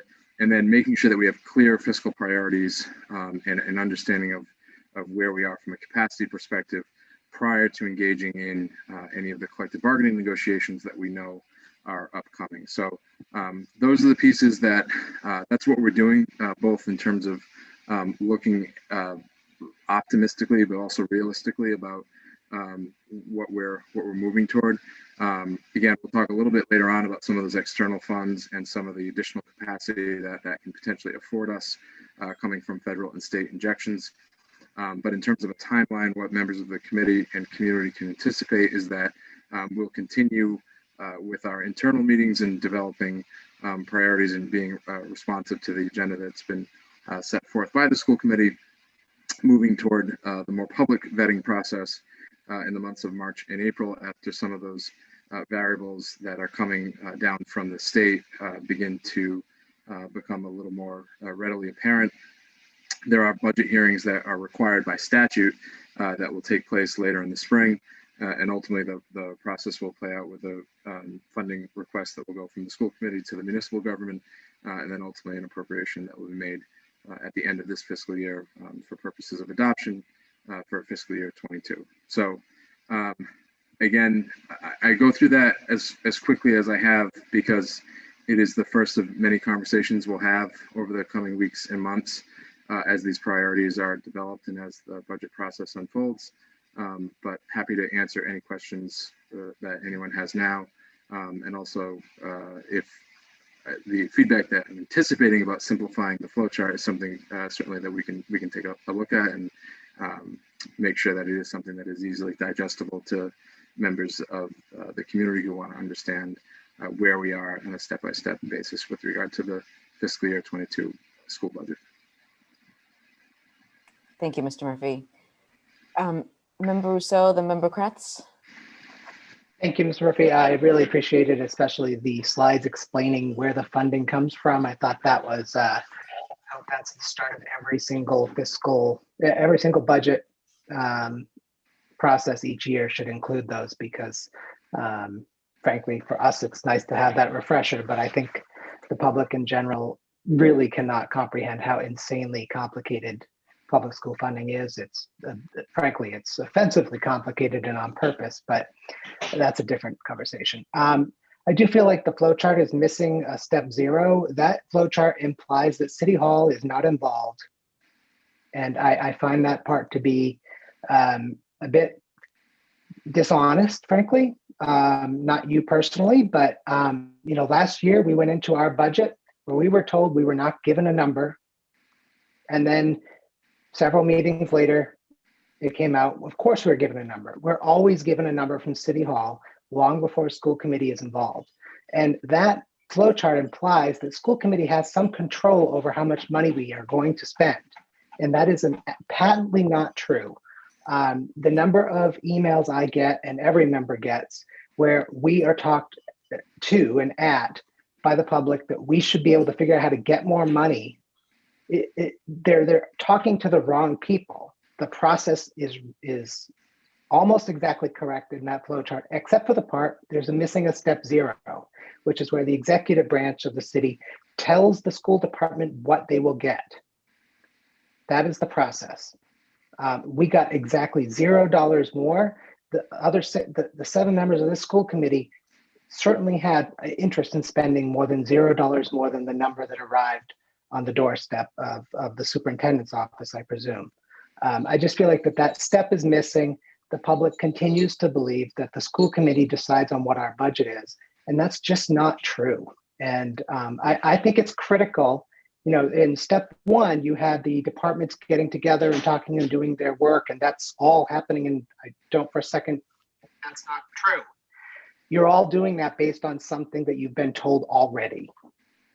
Well, and if special ed comes in and says we need 12% more this year because of the pandemic, they can go and sit in their room and talk about the fact that they need 12% more, and that's never going to show up at school committee because the mayor's office, and I don't mean that the mayor doesn't want to give us more money, by the way, that is not what I'm saying, but the mayor's office and the finance department there has made it clear what we're getting. And that was explicitly said in a meeting yesterday. Yes. No, the only thing I would say is that, and I don't want to speak for the mayor or anyone on her team, but that is my experience, and I've certainly the experience that you're talking about of City Hall sending over a number and the school department just being told to deal with it is an experience I know very well, and I know it from various walks of life, including having been a member of a school committee. So you're speaking about a story that I know really well. My experience, I can tell you, has been a very collaborative one thus far. And as I think it may not be specifically on that slide, but as it was referenced in the presentation, we have set up a process by which there is continuous communication between the City Hall staff and the school administration. And so I myself and Comptroller Ms. Kingdon we speak to the city's CFO, multiple times a week anyway. But we now have sort of a standing appointment to work through these numbers and talk about what the needs are and what we're seeing. I think that it's also true that all of us are starting the conversation understanding that there are some systemic challenges that are at the state level and at the local level that are putting us in a position where we're going to have to navigate what is most likely to be a challenging budgetary terrain. But I can tell you there has not been thus far a message where we've just been told here's your number, you got to deal with it. That is not what's occurred thus far. It's a ongoing dialogue. We're meeting on a regular basis, and I think what we're doing more than anything else is waiting to determine wait for some of those variables that are controlled at the state level to clarify, so that we can have a sense as to how we are going to navigate. We know we're going to navigate a difficult budgetary terrain. The question is, how are we going to do that, and to what extent we have to do that? So that's what I can just tell you based on the initial stages of this budget process. Thank you. I just think there needs to be a way in that flow chart to make it clear that before the school committee is even really doing our work, we've already been nailed to the floor on what we're going to get to spend. We went through months of process last year. We got exactly $0 more for hundreds of hours of labor that we all wanted to do and we all thought it was important, but we got $0 more. And I think that needs to somehow be reflected in this flow chart. The public overwhelmingly is convinced the school committee decides on how big our budget is. And that cannot stand, as we're going to go into another year where we're not going to have enough money for our kids. And we're going to get the phone calls and yeah. Well, I just would say that from a historical perspective, I do think that's something that school committees have grappled with, that as a non-revenue generating governmental entity, it's true that you can't just establish your own budget, and to whatever degree we can clarify that and make sure that people understand where in the process the school committee sort of comes in and what function you're playing. I certainly think that's something that we can provide information on, and again, adjust this deck and others to make that, if that's helpful, to provide that clarity. Thank you. Member McLaughlin? Yeah, I wanted to say thank you for the presentation. I think, I did feel that the word appropriation sort of does let us know that there's an amount that we're given that, we need to work within for the superintendent's allocation. But I think I do agree with Member Rousseau that can be made more clear in terms of what an allocation is and or where it comes from. I would also recommend in sort of an appendix, if you will, Dave, any acronyms or, anything that sort of needs to be spelled out, like, I think it was earlier, I just missed it, was maybe a link to Title I, Title IV, Perkins Grant, that kind of thing, just an appendix that would really be helpful. This is I found this really helpful, and I appreciate you doing this. I definitely think there's some work on the flow chart, but I'm more than happy to give some suggestions if you'd like, but I appreciate the effort and for folks to be able to be seeing. And I think it's going to be even more helpful when we have numbers attached to the flow chart so that we can see, okay, this is the money and this is sort of how it's getting allocated and what we are working with and what the process is with that number. So thank you again for the effort, and look forward to helping out if I can. Yeah, I think I was going to say, as you were looking for the thing that was a little too obscure, I think there's more than one piece there that we need to expand upon to make it sort of more easily digestible for members of the community. The goal would be to envision that flow chart as sort of a clickable document where you click on that stage and it brings you to a greater explication of what exactly happens in that phase of the process. That would be amazing. Thank you. Member Kretz? Thank you for the presentation, Mr. Murphy. So I have a question, because I know in the past years we've had a schedule with a series of pre-budget meetings where the department heads and or principals present, so that we're all receiving a report with the different pre-budget information that we have in advance as we work towards that June date. It's usually broken down gradually over a series of like 7 or 8 meetings. I know the last 2 years they've been meetings, committee of the whole meetings that were scheduled like the same day as a regular school committee meeting. And we would get one or two reports during that meeting. And I know that the public also is not really sure and sometimes didn't know that we were doing that. And then we have another meeting in June where we're just going over the final details, but we've already met many hours and over, several meetings to discuss the pre-budget and go over any questions that, individuals would have. Yeah, so I think in this process, and whether I'll certainly defer to the committee as to whether it's a committee on the whole, I think the traditional way, and I think for various reasons, what I would recommend is that the Personnel and Budget Subcommittee be the forum through which that process takes place. And I've spoken with Ms. Stone about that, about making sure that that vehicle is used, because for depending on the piece of the budget, there's going to be a more thorough.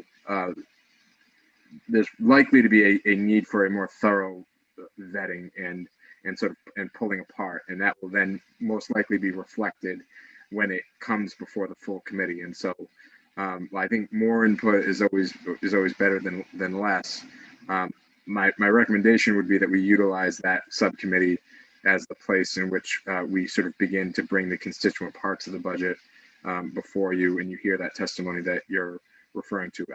It's a little early at this point for me to say how many of those meetings I think that there should be to map that out, because I think there are probably places that even if you just look through the budget, there are some places that sort of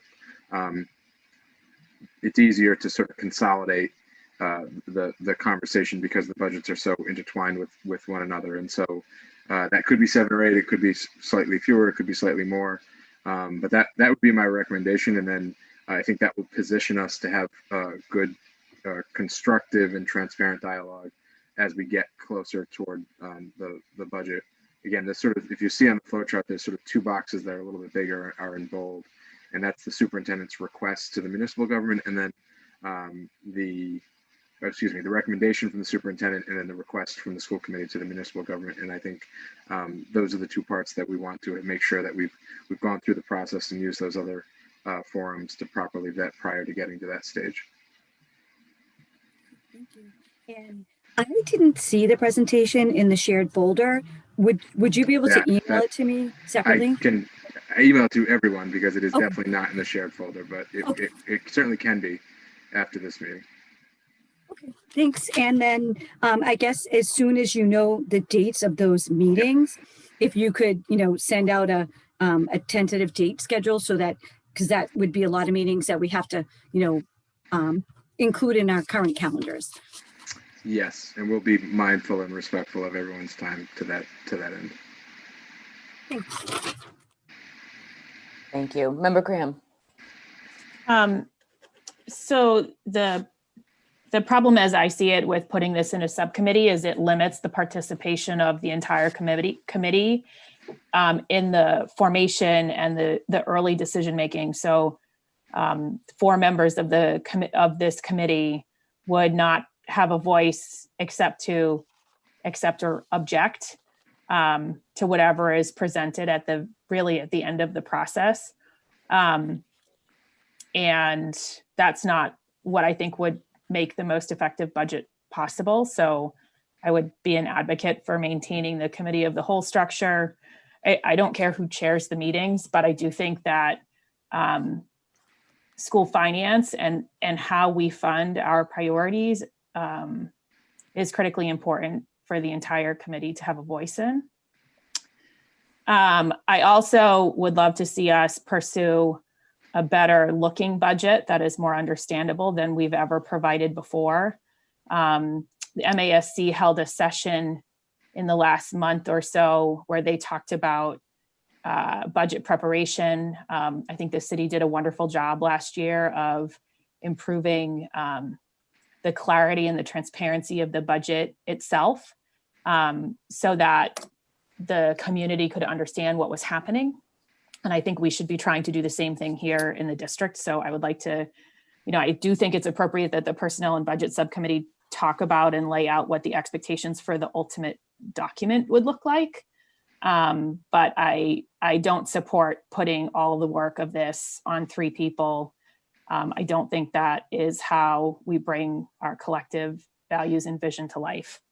And then a couple of other things that I will say is last year we asked a question on of all the department heads about objectives that are not in the current budget that would improve student outcomes. And that list was a really eye-opening and meaningful list. And my expectation is that that work will continue this year.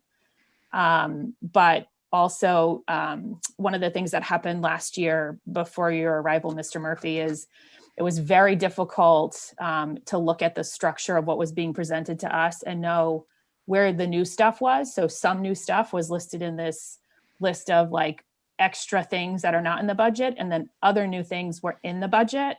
And it was very difficult to figure out where they landed. So if we're going to take the approach of sort of looking at what level fund means in one cut of the information that's provided to us, then I want that to truly reflect like base operations and not new headcount, new priorities, new objectives. So, and the example that comes to mind is like the middle school health teacher.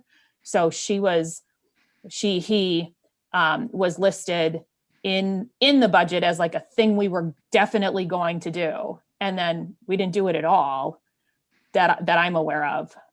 But it also wasn't on the list of sort of extra priorities. And it was just sort of assumed that it would happen, and it did not. So I think where we talk about adds to the overall picture, I just want it to be really clear what those choices are so that the committee can actually make those choices versus be confused by what's in, what's not in, what are we saying is part of what we're going to do next year, what are we hoping, et cetera, et cetera. It just needs to be really clear.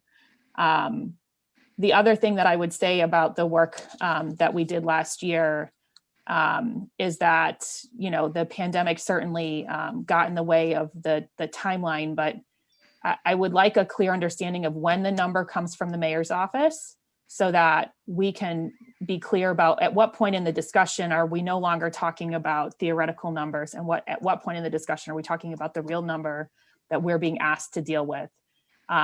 That was not made clear to us until very late in the game.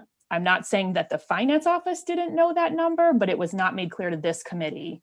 So again, we are the ones that are asked questions, that are expected to sort of shepherd this district in a direction, and we can't do that without all the information available to us. If there's going to be a cut, we need to own the cut. We need to describe why the cut. And I don't think that's work that this committee can do without input from the city. So I'm very concerned about the information that we are hearing already from all sources, including from our city, about what this budget is going to look like.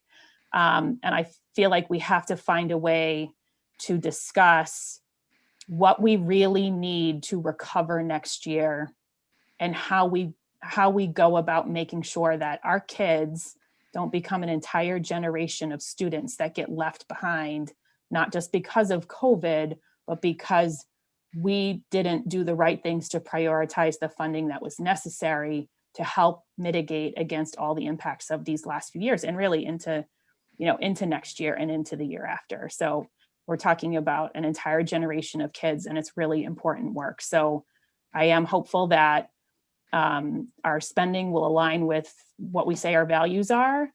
And our city, certainly clearly values the contributions of Medford Public Schools. And I hope that we can present a budget that is reflective of those priorities. But I think we need to be crystal clear about when the number comes. We need to be really transparent about what it means. And we need to be clear with the community about who has the power to change what. And this committee, we can only decide how to spend the money and how to make the cuts, or how to spend the extra money. Those are sort of the latitudes of this committee. And having said that, it's our responsibility to hold the people around us that have the other responsibilities that lead up to this accountable for a transparent message on the budget.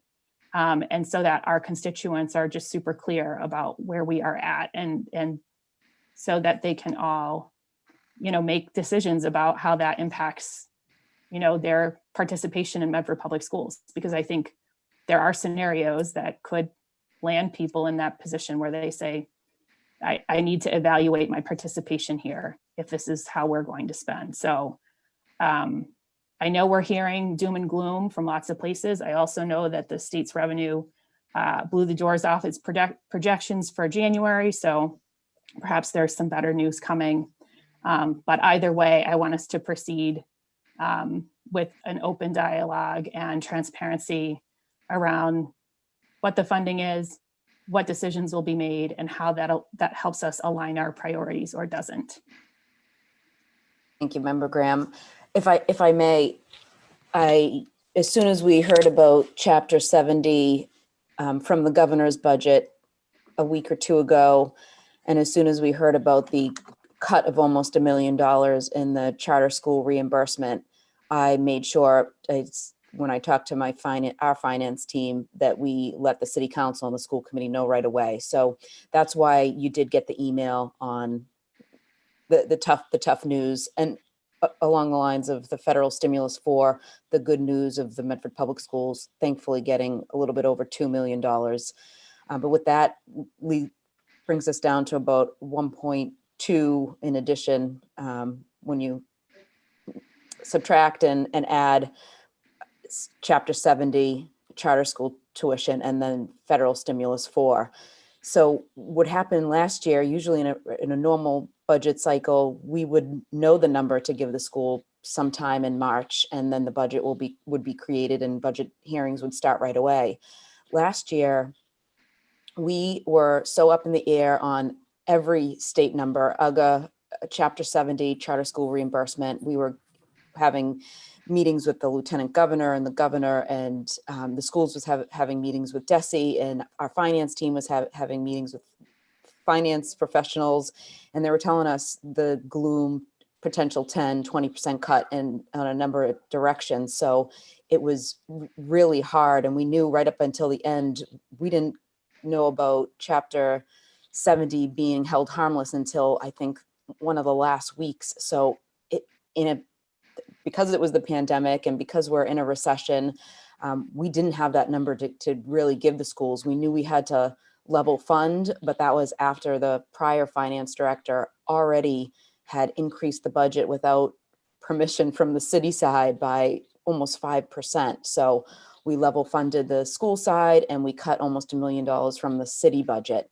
Thankfully, Chapter 70 was held harmless and we were able to add to the school side. This year, I am trying to be as transparent as possible. That's why you got the email from us last week, and you'll get an update from the city's finance director, who's going to come to hopefully our February 22nd school committee meeting to present on revenues and losses thereof, in hopes that we can do the best to give the school side a number sometime after that. But everything is ever changing. We're praying for President Biden's next stimulus package, which could help the city and of course the school side, because city does not want to take from the schools. That's why we level funded the schools and cut the city side last year. Last year's budget was 52% of that budget plus went to the school side. We are doing everything we can in the toughest of times, and we will continue to be transparent, and we will continue to do whatever we can to get more money for our schools. And that includes me advocating on the state and federal level. And I will continue to do so, as I know you all will. So I just wanted to make that clear, because I appreciate the city side budget, and that most people thought that was great. And I agree that school side, we have some work to do, but we're going to get there. And just want to clear up a few things. If anybody else has any questions. Member Kretz? I just had a follow-up question. Yes, I just had one follow-up question. So, I heard from Ms. Graham, and, I've been thinking about it, and, I do have some concerns myself about only having the pre-budget meetings and subcommittee. I think that, my fellow committee members who are not in the subcommittee won't be updated on the pre-budget materials. So I would just like to know a little bit more information about how that's going to work so that the other committee members who are not in the subcommittee are going to be voicing their, questions and concerns with those pre-budget reports. Because what I can kind of, I'm just, seeing in my head is that, we're going to have the subcommittee meetings. We're going to be talking about all those pre-budget reports, and then we're going to be approving those to go to the regular meeting. And then that's when the other committee members are going to get those reports to then ask questions. So I just, I think that's why in the past, we've always done it as a committee of the whole, so that everybody's included in the meeting at the same time while that administrator and principal is there doing that presentation. I don't know if there's been any discussion about that, Mr. Murphy. Sure. Thank you, Ms. Kress. I mean, I may have, I probably maybe should have articulated a little more fully what I meant by the Personnel and Budget Subcommittee. All committee members will receive the same information regardless of what subcommittee assignments, what the subcommittee assignments are. And I, in my experience, the members, even if they're not officially members of the Personnel and Budget Subcommittee, would participate. And I guess that is at the discretion of the chair, but then Ms. Stone can speak to that. But certainly the norm would be for this process to involve both members of the subcommittee and non-members of the subcommittee. But I would also say that given the implications of what you're actually approving and that you're all going to get the same information and there's going to be no picking and choosing between subcommittees as to who actually sees what materials, I wouldn't necessarily, it wouldn't have been my assumption that the Personnel and Budget Subcommittee would be taking votes that would then preclude the school committee from either seeing or considering anything. The subcommittee would just be used as the forum to discuss and vet what it is that the administration is presenting. That, in my experience, is the point of having the budget subcommittee, to you have that as a forum during the budget process to sift through that information. But the actual sort of raw information, if you will, would be available, would both be provided by the administration to the school committee as a whole, and would also, I assume there would be participation. But if that was presumptuous on my part, I apologize. That's the role I've only seen the budget subcommittee play. But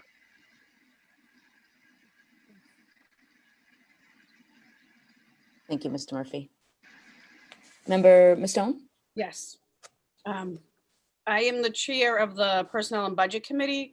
So I think my understanding was that the Personnel and Budget Committee would come up with the dates. And I do think, because in recent past practice, it has been Committee of the Wholes, that probably this year they should be Committee of the Wholes. We would just set the date and the plan on the Personnel and Budget Committee. And then moving forward, if that's more of how school committees generally do it, it's just past practice here that it's been Committee of the Whole. So I think for this year, for people to understand the process, it would be the Personnel and Budget Committee just to set who we're hearing on what days, and then have Committee of the Wholes for all the sessions. And then next year talk about having a different budget process that's more streamlined and more community focused. And I'm happy to hear how other districts do it. I think just in my experience for the last 5 years or 4 years, this is how we've done it. So I hope that's a compromise that we can work with this year. Thank you. Thank you, Member Ms. Stone. Sounds good. Thank you, Mr. Murphy, for the presentation. Member Vanderkloot? I just wanted to let my fellow committee members know that both the mayor and I, the superintendent, Mr. Murphy, Mr. Cushing, I think I've got everybody, we're in attendance at the request of Pat Jalen. I was invited as vice chair to represent the committee. And Pat had set up, Senator Jalen had set up a Zoom call with DESE, their finance people, to talk about the impact of the charter school tuitions on our budget, which is extreme. The mayor alluded to the approximately $1 million. In truth, it becomes even more than that, closer to $1.25 million when something else is factored in. It's very clear that the people we were talking about were budget people. It's their job to simply implement the formula, not to do anything about it. Our entire delegation was there. Senator Jayland, Representatives Donato, Garbely, and Barber. Paul Donato spoke to the fact that last year we also sort of fell into this little pit where our funding was lower, and they had put together some legislation. When we spoke, and I was quite adamant about the impact of how starting with a $1.25 million blow in our funding would impact us. There's some discussion about what the legislators have to do to try and help us with this issue. Right now, though, the reality of it is the way the funding formula works, we really get sucker punched. And our delegation is totally aware and totally desirous of being helpful. It may be advantageous for us to invite them to a committee meeting at some point with a follow-up and talk about what other options, what can we do? Because right now, I mean, it's a real issue. Thank you, Member Van de Kloot. Number 7, we have report on scheduled listening sessions for families on the topic of school reopening, fall 2021. Dr. Peter Cushing, Assistant Superintendent of Secondary, and Ms. Suzanne Galusi, Assistant Superintendent of Elementary. Good evening, Madam Mayor. Thank you, and members of the school committee. Appreciate this opportunity to speak to you. So we wanted to give the committee a brief update on our initial plans to welcome family feedback. Just give me 1 second here. As we enter our planning for the upcoming year. So what we want to do is we want to create a space to listen to feedback from our remote students, our hybrid students, our caregivers, as well as our faculty and staff. We want to provide them this opportunity to share their experiences from the broad spectrum of what people have experienced this year. Feedback will help us to guide contingency plannings. I want to make sure that everyone is clear on that word. It's contingency plans as we head into next year. There was a lot of uncertainty as the state headed into the summer, and the initial DESE plan was provided to districts on June 25th. And so we want to make sure that we're well ahead in any contingency planning for the upcoming year. Each listening session will have 2 breakout rooms, one focused for hybrid learning and one focused for remote learning. We'll have translators available in the following languages: Portuguese, Spanish, Haitian Creole, Arabic. We'll also have closed captions available for anyone on the call. We've been providing closed captioning for the last several meetings. So all you have to do is click the CC live transcript at the bottom of your screen if it doesn't automatically pop up for you. Finally, if you're unable to attend the listening sessions, we're going to be soliciting feedback at our email address, info@medford.k12.ma.us. We wanted to really provide people an opportunity to provide their open-ended feedback and to really be able to give that. I'd like to turn it over to the Assistant Superintendent for Elementary Education, Suzanne Galusi, as we move to the next slide. Thank you.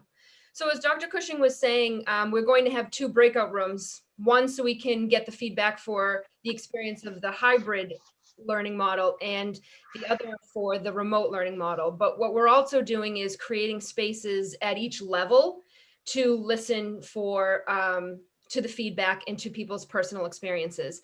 So at the elementary level, we have the listening sessions from March 4th. At each level, we're going to begin with students. So we're going to provide an opportunity for students to join and provide their feedback and their experiences, as well as maybe their hopes and wishes for next year, followed by a session for faculty and staff.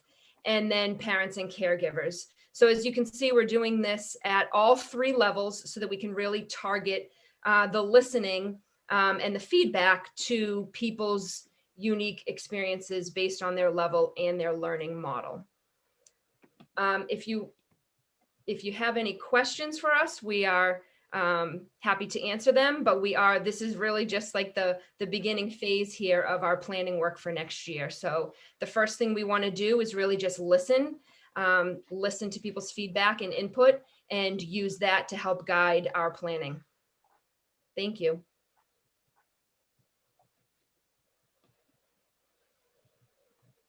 I have a question.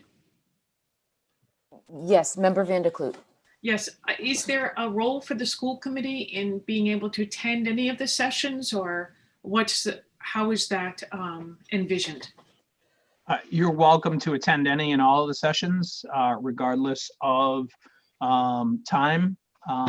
If you want to sit down on the students, the faculty and staff, or the parents, I see it as an open invitation. Mayor, I also have a question. Maybe we could stop sharing the slide so we can see hands.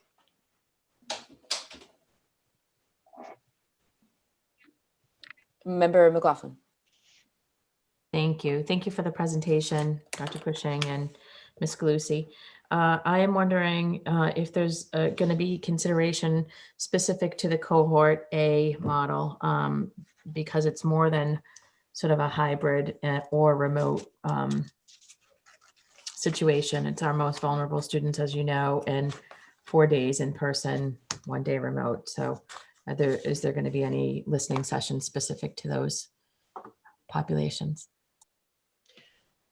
I think that that's absolutely something that we can plan for. I think for the beginning stages here, for the first 3 sessions that we have in March, I think having the opportunity for people to join, I understand what you're saying. So I do know that we have cohort A students in both learning models.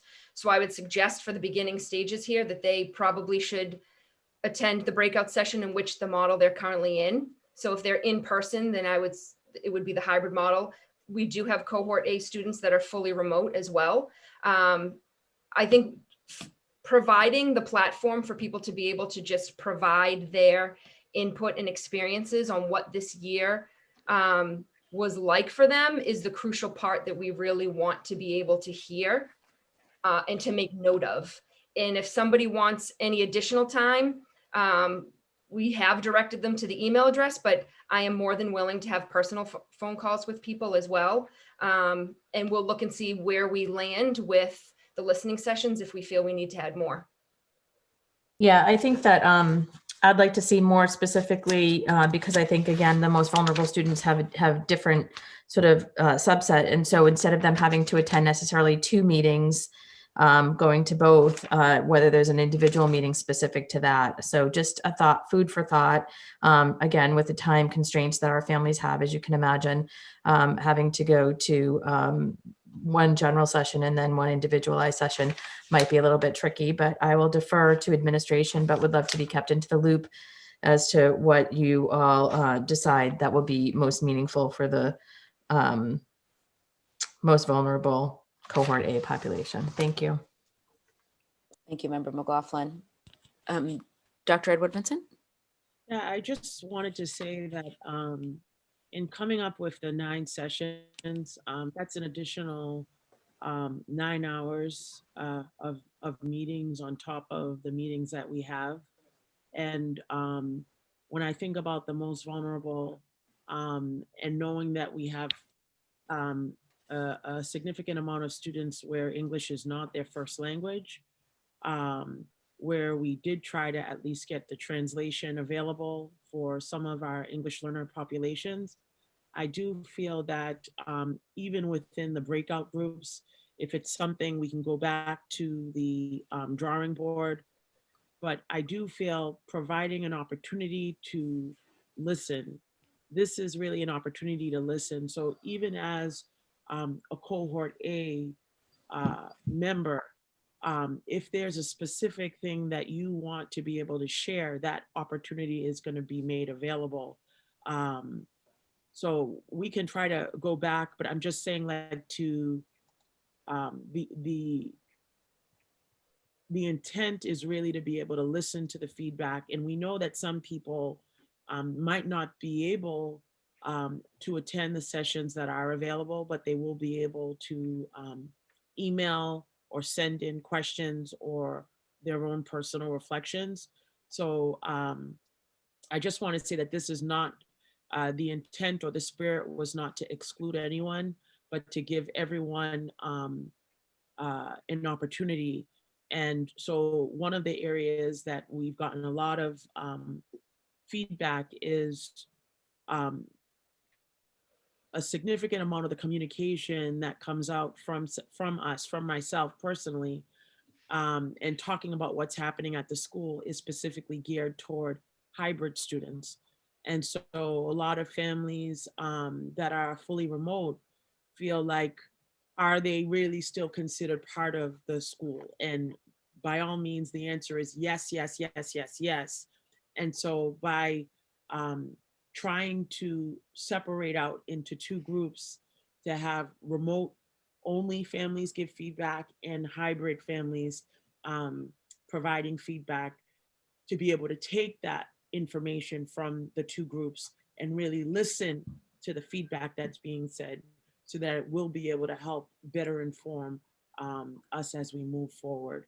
So I just wanted to say that by no means was there any intention of trying to exclude cohort A. We really wanted to include and be able to just listen to students, to staff, faculty, and parents and caregivers. I appreciate that very much, Superintendent Edward Vincent, and I know that your inclination is to be inclusive and kind, and I do appreciate that. I do also think that is why I'm raising the matter, because as we're thinking about different subgroups and cohorting, but according to hybrid and remote, and then further by middle school, elementary school, and high school, I think as a parent of a child with a significant disability, oftentimes being in those meetings, there's a lot of time that is spent talking about things that do not relate to my child. And I think that there's a lot of times that parents have to sit in that. And also, in instances where even when you said everyone is included, also to ensure that our out-of-district families, our English learners, and our students' families with disabilities do feel included, that there is some sort of forethought about how that's being addressed, I think is really important. That's conscious in terms of the thought, because I do know that there are families who have children with significant needs who would not go to, say, a 2-hour, if you will, meeting of a listening session for elementary school if they're in a very different place. And so maybe there's just the opportunity to offer something that is smaller and more appropriate for that cohort. And so again, in the interest of inclusion, that is why I'm bringing that up. So I appreciate the fact that you are always willing to listen. Thank you. Thank you, Member McLaughlin. And maybe we could, I know you said you'd be doing breakout rooms, so maybe during these times and dates, we can do a breakout room just for cohort A, but still we parents and caregivers as well as faculty, staff, and students. And we can kind of compromise that way. I think that's have Joan and her team run the breakout room for cohort A. I will definitely be able to, and if we can get everyone at this time and just reallocate, we'll work with the team to see how we can do it to have it still keep the same structure and we'll create an additional breakout room. Thank you. Member Graham?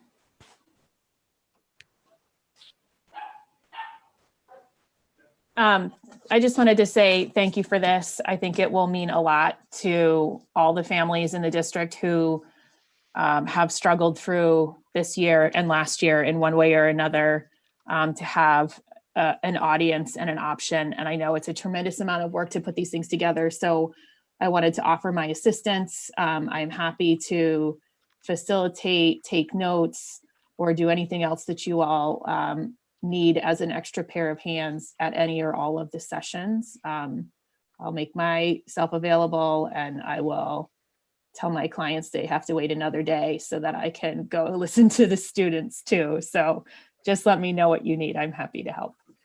Thank you, Member Graham. Thank you. We have old business. Number 1, vote to approve Superintendent Maurice Edouard Vincent's goals for 2020, 2021. Is there a motion on the floor?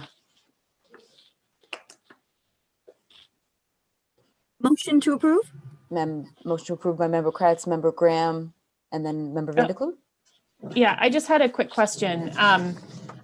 In our last meeting, we talked about particularly around the reopening plan, that there would be something added to address the plan for next year. And I just didn't see it, but I may have missed it. So I didn't know if that had been added or if there was a reason it wasn't. Sorry. Yes, that was my request, actually. It said, Yes. Dr. Edouard Vincent.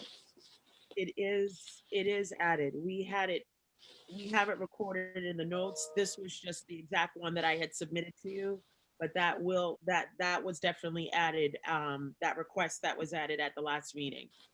So it's just, I'm sorry, this is the exact version that you received when I presented it at the last meeting, but those specific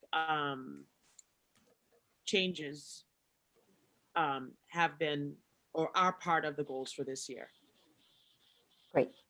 Thank you. Thank you. Motion for approval by Member Kratz, second. Oh, Member Vanderklut. My Oh, no, I apologies. just wanted to second it. I didn't know if anybody had. No, that's all you. Member Kratz moved approval, seconded by Member Vanderklut. Roll call, Member McLaughlin. Member Graham, Yes. Member Kretz, Yes. Member McLaughlin, yes. Member Mastone, Yes. Member Rousseau, Yes. Member Vanderklut, Yes. Mayor Longo-Kern. Yes, 7 the affirmative, 0 in the negative. Dr. Maurice Edouard Vincent's goals have been approved for 2020, 2021. Number 2, we have it on the agenda, and I think we created some confusion, but the Columbus School name change, we did schedule a committee of the whole meeting dedicated to this discussion for March 10th, 2020, March 10th, 2021 at 5:30 p.m. This vote was taken back in, I believe it was June. And now we are just announcing it far in advance, at least a month in advance, when the discussion will start, which will be March 10th, 2021, 5:30 p.m. Member Vanderklut? Mayor, I feel like that I need to convey to the committee, and I'm sure many committee members know because we've received so many emails to our personal accounts, but there were many submitted to the school committee account as well. We had roughly 30 letters, all of which were similar, saying to us, please don't continue this discussion, don't change the name. And suggesting that this was the wrong time and the timing would distract us from other work. The letters were similar, so I know that committee members have seen them. If I were to read them all, it would take several hours of our time right now.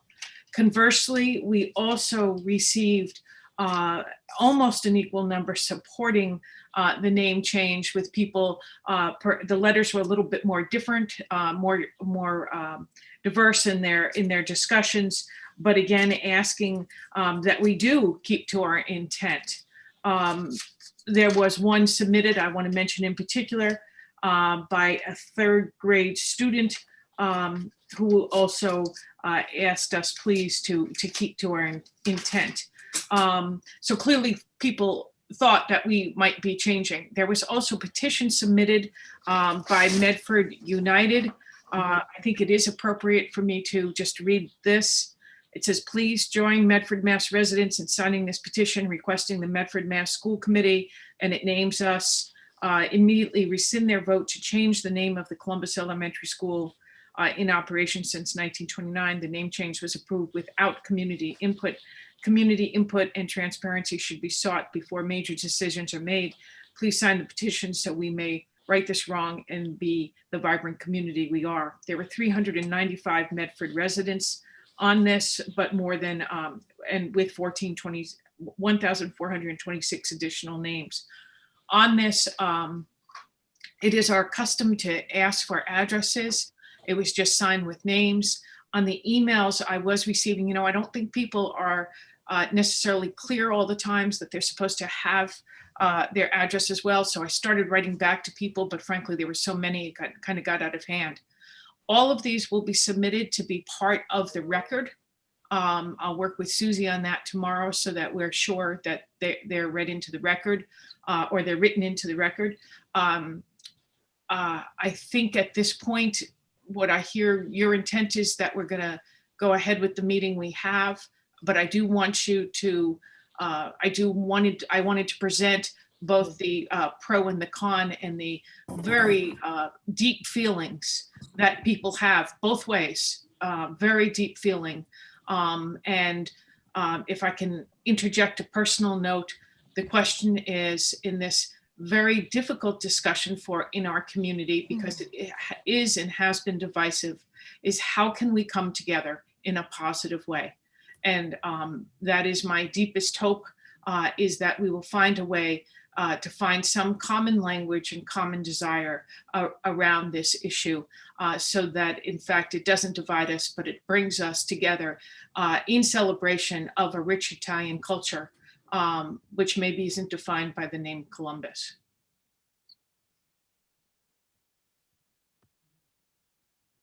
Thank you, Member Van de Kloot. Member McLaughlin, then Member Kretz. Thank you, Mayor. I know that there's a committee of the whole meeting Wednesday for further discussion on this, but I also know that there, as you can see, several folks on the call and we have not done public participation. So I just wanted to be clear, are we having public participation tonight, or are you suggesting that we wait until Wednesday? I'm unclear. This is, I'll leave it to the committee, but this meeting was, it says discuss, but when the superintendent and I and this Susie Wise discussed this, it was to put the meeting date on this agenda to give people ample notice, because I know this is, we have people on both sides of this issue, but March 10th, 2021 at 5:30 is going to be the official meeting focused just on renaming the Columbus School. Because I think that's what the committee's intentions were when they asked for this to be on the agenda. It was to schedule a date for the committee of the whole. Member Kretz? Yes, I just want to make sure, because I know when this was on the agenda in last June, there wasn't a lot of notice, and I know that you're putting on the agenda to notify the public that there is a committee of the whole on March 10th. And I just wanted to know if somebody would be able to invite a representative from the NAACP, the Italian American community, some South Medford residents, the diversity director of the city of Medford, and, of course, the elementary school parents, caregivers, teachers, students, leaders, PTO, just so that, that was one of the major concerns, was when we had the June meeting, people didn't know about it. And I know it's on our agenda tonight, but I would like to know if it's going to be, shared, on social media, to give people the opportunity to join in and be included with the discussions that are going to be taking place around the renaming of the school. Because we did receive a lot of emails, and I was confused myself, because, we were getting messages and a lot of the community thought we were taking another vote this evening. And, we're not doing that. And I don't think, and I'm not sure, but we're not going to be doing that at the committee of the whole meeting. So, I guess the committee of the whole meeting, I think, is going to be to schedule like the planning committee, almost like what we did with the other committees, like forming a task force that's going to be a very diverse group of community members, from all different areas of Medford that are going to be part of this committee with an application process, and how many members will be on the committee. Is that what is being discussed in the March 10th committee of the whole meeting? Thank you, Member Kretz. That is the plan. Dr. Edward Vincent? As I was going to say, at the March 10th meeting at 5:30, to what Member Kretz was just sharing, that it'll be an opportunity for community, as it is going to be a committee of the whole, community members will be able to speak, and we will also be able to talk about what we will be able to do moving forward. But based on all of the emails that have come in thus far, and to your request, Member Kretz, about making sure that we communicate with specific stakeholder groups within the community, we can definitely do that. And also with the emails that we have in hand right now, make sure that that communication goes out. We do have one meeting prior, which is why the March 10th meeting will need to start at 5:30 p.m., but we will be able to get it posted early and use all media platforms to communicate with the entire community at large. Thank you, Dr. Edward Vincent. Thank you, Dr. Edward. Thank you.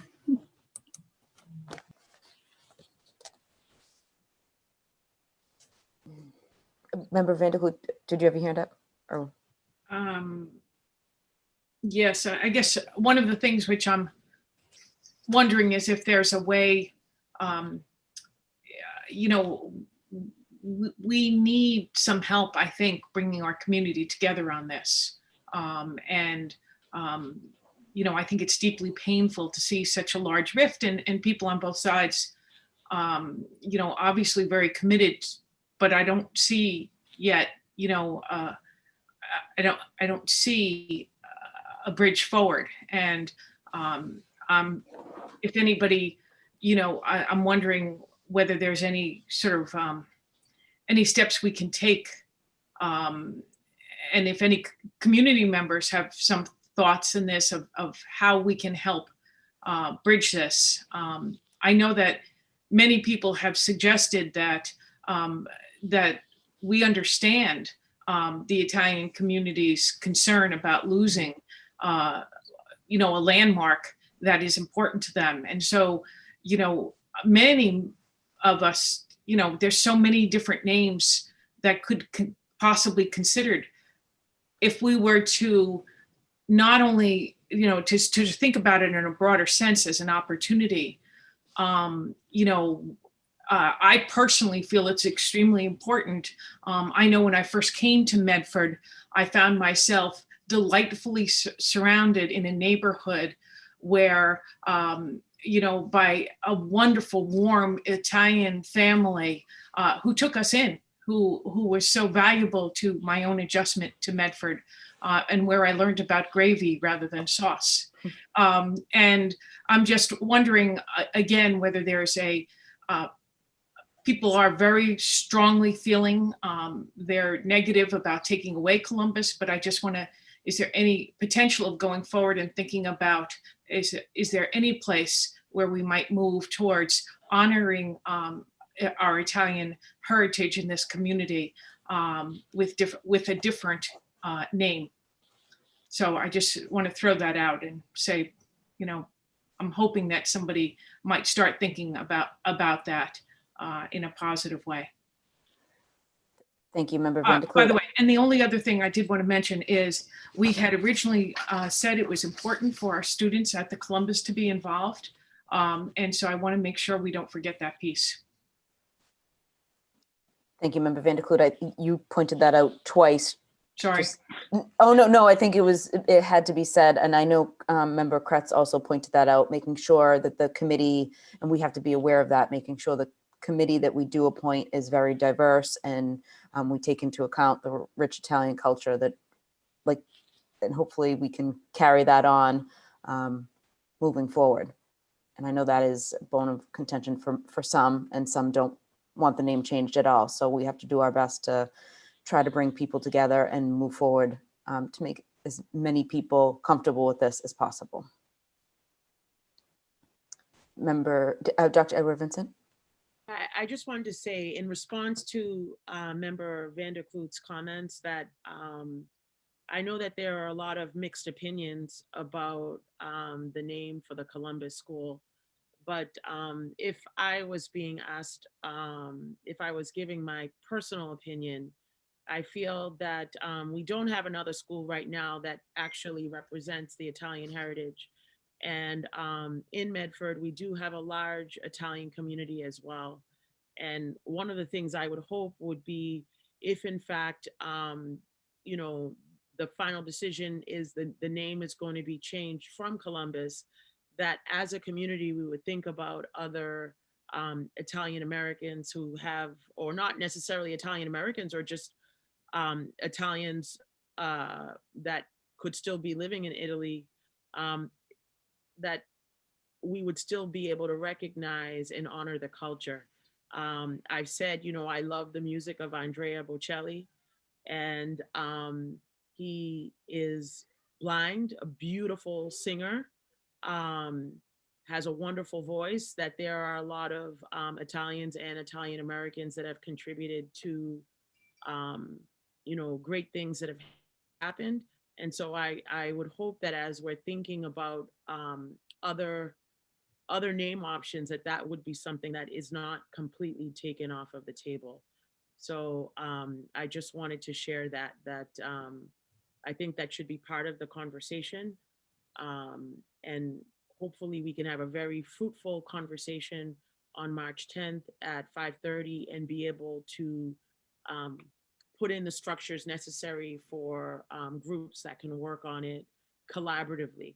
As I have my little homework assignment that I've given to students voluntary on the theme of unity, I do believe that we are one district, it's one Medford, and we do not want to divide the community. We want to unify the community. And so this is an opportunity for us to come together as a community and think and share ideas and have a productive conversation.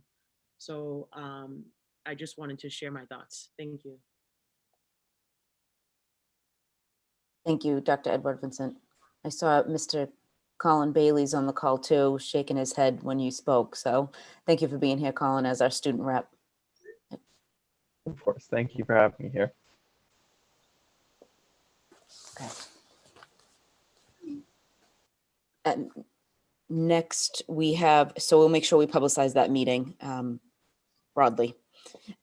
Number 3, we have report on COVID-19 related funding sources, summary of investments made by the Medford Public Schools through funding sources realized as a result of the COVID-19 pandemic, including state grants and federal allocations. Mr. David Murphy, Assistant Superintendent for Finance and Operations, and Michelle Kingdom, Comptroller. Mr. Murphy and Ms. Kingdom. Thank you, Mayor. Ms. Kingdom is joining me and is on the call tonight. We'll take any questions that you might have. I am going to share another deck. This is another one that, based on time, you haven't seen yet, but it's only 2 slides, so I'm confident everyone will be able to follow along.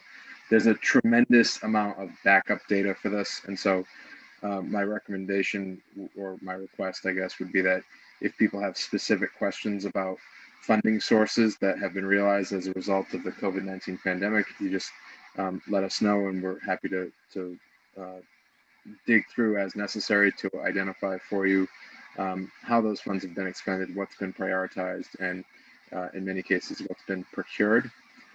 You'll see that, as is the case with many districts around the Commonwealth, and really, I guess, across the nation, while this has been a time of tremendous budgetary stress, it's also been a time in which the district has been responsible for making the most efficient and effective use of the funding that has flowed in from the primarily from the federal government and also from the state government to help both bridge gaps that have been exacerbated as a result of the pandemic, and also to address specific funding needs that are entirely attributable to the pandemic. And so what's complicated about this, and frankly, the reason that this is a 2-slide presentation with, as I said, reams of background data, is that when we've had expenses, what is essentially eligible to be charged to certain funding sources has fluctuated over the course of the pandemic. And so where that's most evident, you can see is in the relatively minuscule amount of pandemic-related funding that has gone toward personnel. We've had a number of personnel expenses and personnel challenges that are attributable rather to the pandemic, but there haven't been there has not been consistent funding sources that are designed specifically to help support our personnel needs. There are some, and we've tried to take advantage of that when we can by things like hiring additional school monitors or non-instructional aides that can help serve as the supervisory coverage in a classroom when a teacher is engaged in reverse remote instruction. But that's a relatively small fraction, obviously. That being said, we have been able to address a number of the air quality and other HVAC concerns connected to the pandemic and the need for us to meet the heightened air quality standards that have been subject to many conversations before this body, as well as a lot of the instructional technology needs. And that's really an issue or an element of our expenditures that we know that there's been a tremendous amount of instructional technology needs that are directly related to how instruction is taking place and the conditions under which we're operating. And then there have been other places in which we've been able to essentially capitalize on the funding sources that are available to hopefully position ourselves to be better situated from an instructional technology perspective when the pandemic is over. And so, as you can see, 56% of the funding that has come from the 4 sources identified here have been, and some of them have been specifically earmarked for instructional technology. So absent that funding, we wouldn't have been able to do that. And had we not had that priority, we wouldn't have been able to use that funding. So that's obviously another reason why that percentage is as high as it is. But these are essentially, and I think you've seen these numbers presented to you in different forms before. Certainly, I know in September of 2020, both myself and Ms. Layden spoke to in some level of detail about the grant sources that had come through originally in FY20 and then carrying over into FY21. And you can see that, again, these numbers are fluid to the extent that there have been times where we've procured something, eligibility has changed, or we've identified other needs, and one funding source may have a broader eligibility scope, and so then things have essentially there's been transfers within the accounts. But this is essentially a picture of how we've been able to utilize the external funds that have come in to help support us in the needs that have been realized as a result of the pandemic. In the second slide here, this is and to go back to our conversation from earlier, that it's not too often that we're able to come for you with what would amount to good news, and it is good news set against the backdrop that the mayor referred to earlier regarding our budgetary challenges going into FY22. But we are anticipating approximately a $2.3 million injection as a result of the additional federal stimulus that passed at the end of calendar year 2020. And then in addition to that, DESE notified us within the last week or 10 days maybe that there's essentially a second round of coronavirus relief funding that has been realized, which will result in a $216,000 injection of funding with restrictions, including the need for expenditure by June 30th, 2021. So we have some leftover instructional technology priorities, specifically expanding our Zoom capacity that will put a minor hit into that second funding source, the $216,000. And then I think it was evident in the, if we just go back to the first slide for a second, you can see that there's about, of the $85,000 that's remaining from the original funding sources, the majority of that are expenditures that for which the funding was encumbered, but then a determination was made between the city and the state of some of the expenses being ineligible due to the essentially the duration of time in which the instructional technology would be utilized. So again, this is a high level summary because as you can tell, 4.4 or $4.3 million and that much work being done from infrastructure and facilities perspective and instructional technology being procured. There's obviously a lot of background there, but if there are specific questions or if you'd like us to try to break this apart in any way, myself and Ms. King would be happy to do that.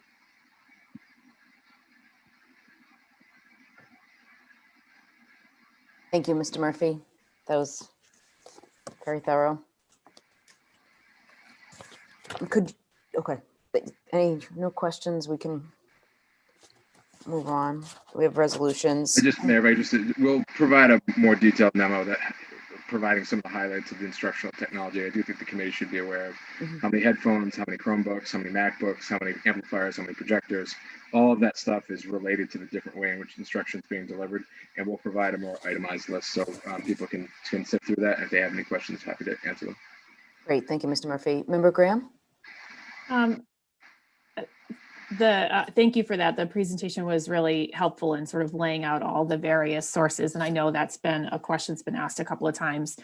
I had a question at one point in the last couple of months. I think it's a little bit hazy when I saw this fly by, but there was a ruling about the money.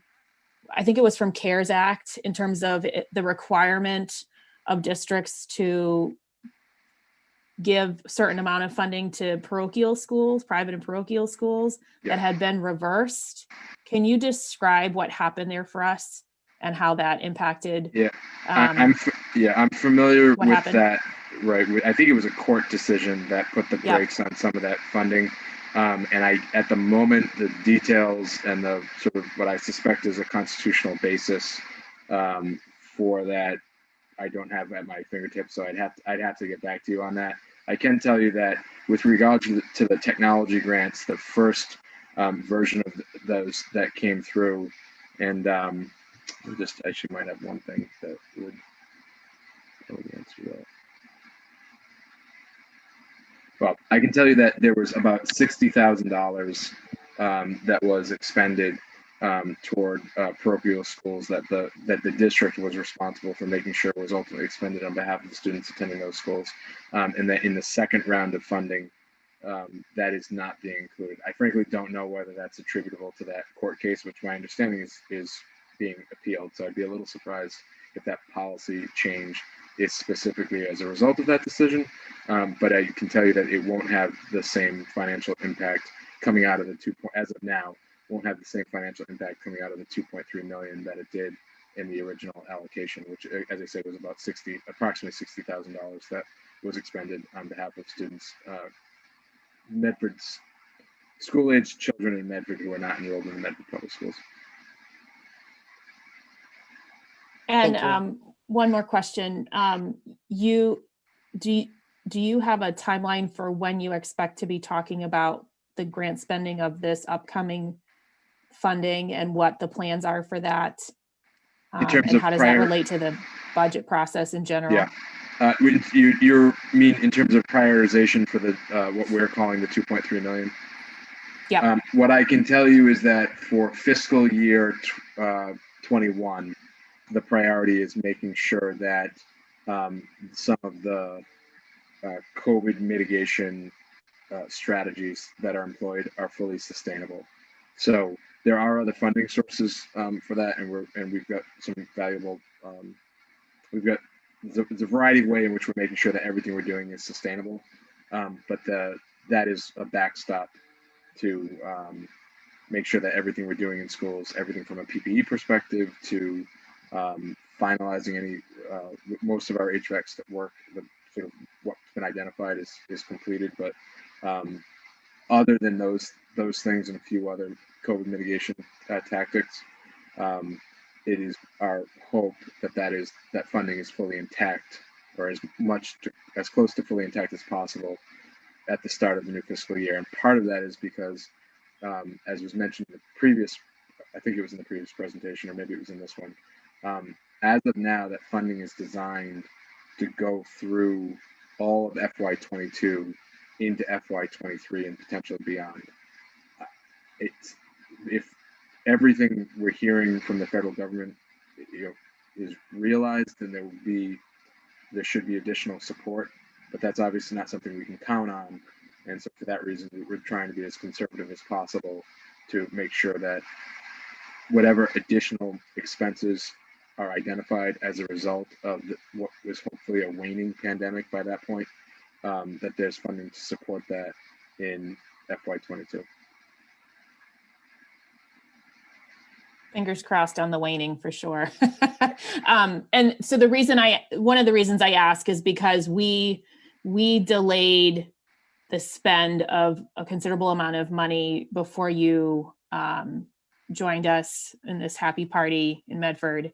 And the delay of the spend and the allocation and the approvals are at least part of the reason why we did not get all the equipment in that we expected, so that it could be used in time for the start of the school year. I'm not 100% clear myself whether we've even yet received all of that technology. And I just want to make sure that we're planful so that that doesn't happen again.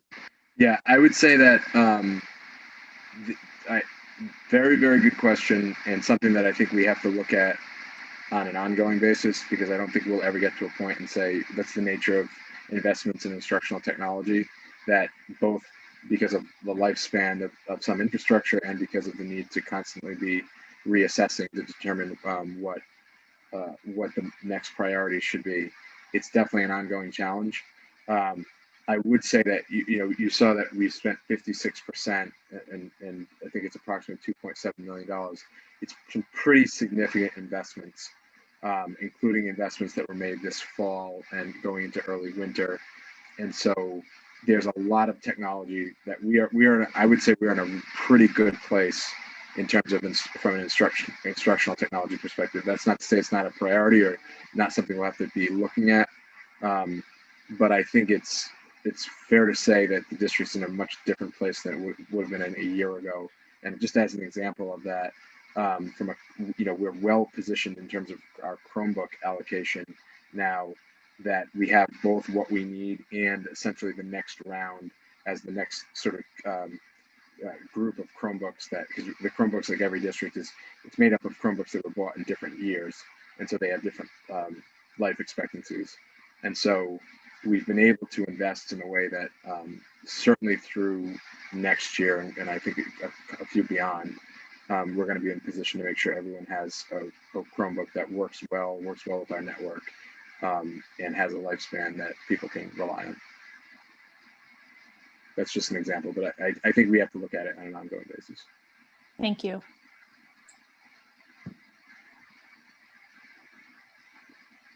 Thank you. Number 9, communications. Mayor. Member Vandekloot. Excuse me if I could interrupt for a second. I was just made aware of a mistake which I made, and it does it's important enough to interrupt and say that the person who wrote it to me is correct. What I didn't say was that I also, when we were talking about the Columbus School emails, I also had received several emails from members of the Italian American community who were not in support of the Columbus name. And the person who wrote me said that she did not want people to think that all of residents of the Italian community were of one mind. So I wanted to make that correction and to be clear, again, when we'll give you the email so that everybody can see that. So I'm so sorry and appreciate the correction. Thank you. Member Rousseau? Mayor. Thank you. I just had a quick question on the technology stuff. Forgive me if you said this, I was trying to shove a sandwich down my throat. But I'm still hearing teachers and certainly students and their families comment on our internet capacity still. Is that in this technology spend? I mean, it seems kind of like look, I'm a software engineer. I kind of get it. This stuff is never cheap. But we have to fix the internet. It needs to be consistently amazing everywhere in every building. End of story. Like this is the only standard that should be considered acceptable. Yeah, I think this point we have to get to, Mr. Rousseau, is where it's not amazing when the internet works. And I think, as you probably know, we have had some bumps in the road with regard to our Wi-Fi network over the last couple of weeks. We're taking some steps to try to prevent those challenges from reoccurring. I think you're right that I appreciate you asking this question because I think it's a distinction I should have made in my comments. I think we've done a really good job in terms of investing in the technology that students need to be operating in the environment in which they're currently learning. But there's a different question with regard to infrastructure that is happening at the facilities level to make sure that that people are able to utilize that technology and maximize its potential. And so I think that's where our attention will need to turn with regard to these funding priorities to make sure that the $2.7 million we've spent on equipment and devices and things of that nature is in fact money well spent. And I think that we'll be looking at both some of the external funds that were identified here, and I suspect some of the other funding sources on the capital side we'll have to look at to see how do we make sure that we expand our infrastructure capacity to make sure the networks are all reliable and secure. So I think that is a conversation that we'll be having in the coming weeks and months. Thank you very much. I appreciate it. Thank you, Colin Bailey, our student rep. Yeah, I would just like to thank you for your attention to the Wi-Fi issues that we've been having. I know for myself today and a lot of other students, the 5th period and 6th periods were they were a bit of a struggle for a lot of us. I wasn't actually able to have a 6th period because of the Wi-Fi network being at home.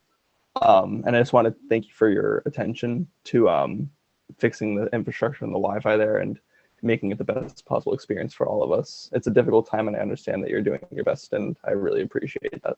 And the students want to thank you for that. So I know they'll appreciate it more when it works for the whole school day. And until that time, I don't think you or any other student should be satisfied. Thank you, Colin. Do we have any communications? I don't believe so. New business, resolution number 1 offered by member Rousseau. Field trips that have been previously approved but needed to be postponed due to the pandemic do not require a new approval from the school committee and may be scheduled for a date in the future under the existing approval for up to 2 years from the original planned date of the field trip. Motion for approval by, okay, member Rousseau, would you like to speak on this first? Very briefly, just, I just wanted to short circuit a flood of new requests, and the complexities of a lot of these people who have scheduled these field trips is already hard enough on them. Obviously, the list of students that may be participating and the process of getting the nursing approvals and all that stuff, that still all has to happen. But if we said the kids can take a field trip to New York City, then we've already said it, and the pandemic shouldn't require us to all sit around and talk about it some Monday morning in some other month. So that's the point of this. Efficiency, I like it. Okay, member Van de Kloot. Well, actually, on this one, I do disagree because I think that we're going to have so many questions around how different things are going to be handled as we're coming out of the pandemic. However, I will vote along with it if we can add a caveat that we would be informed about the field trip. I mean, so that we can follow up with questions. For example, does that cover, we were going to have kids going to Hawaii. Well, what if, or Italy or whatever, does that mean that wouldn't be brought before us? It was scheduled in this past, so I'm just, I don't know, a little bit, I do think that there's things that we would particularly want that committee members could particularly be interested, especially since we have a lot of responsibility in this area. Okay, Member Mastone, then Member Rousseau. Oh, you're good. Member Rousseau.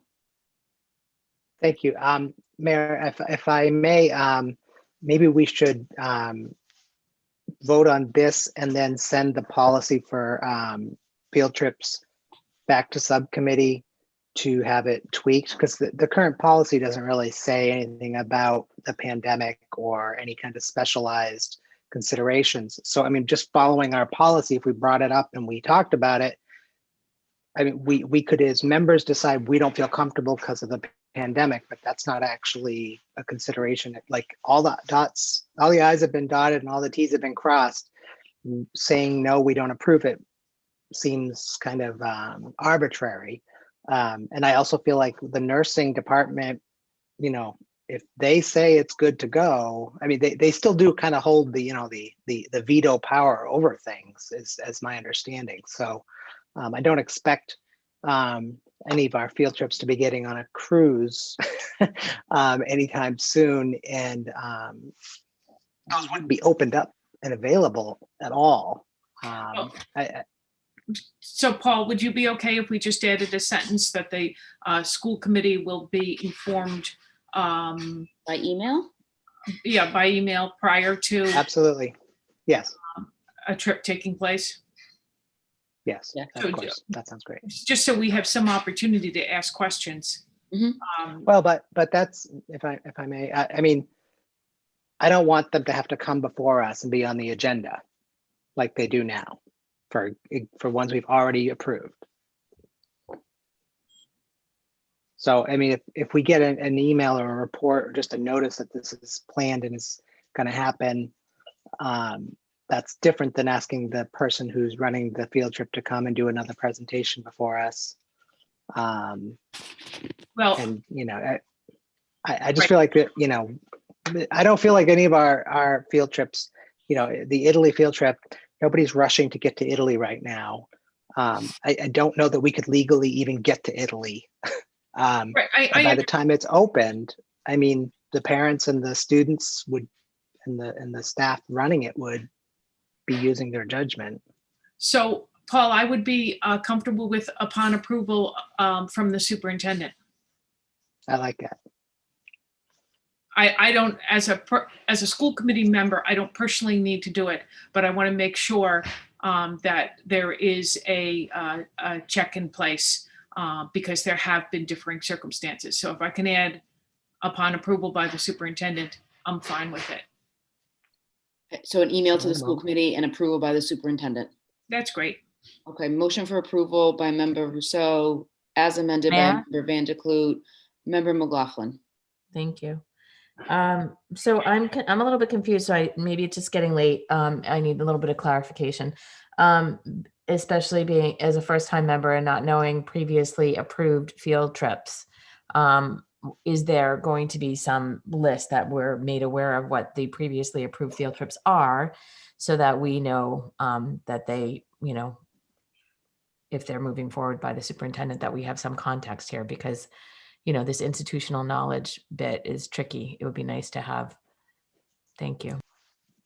So I think in an email we'd get from the administration, it would state the prior approved field trip to New York from June 2020 has been postponed until November 2021. If you have any questions, let me know. And then the superintendent would approve that. So not all of them may go forward, but they'll let us know if it was priorly approved and when the new date is. Okay. Member Rousseau? Yeah, I just, because Member McLaughlin is a new member, we have no standing approvals. Each and every field trip does come to us for approval for a specific field trip. So I can see why my language might have sounded confusing there. And there is no list of standing approved field trips. These are people came before us, said we want this field trip. We said yes for the one time, for the one date. And this is only aimed at those field trips that people have already done all the work, so that they don't have to come and do that before us again. Just And that were postponed because of the pandemic. Is that what you're saying? Okay, thank you. Correct, yes. Thank you. Motion for approval as amended. Roll call?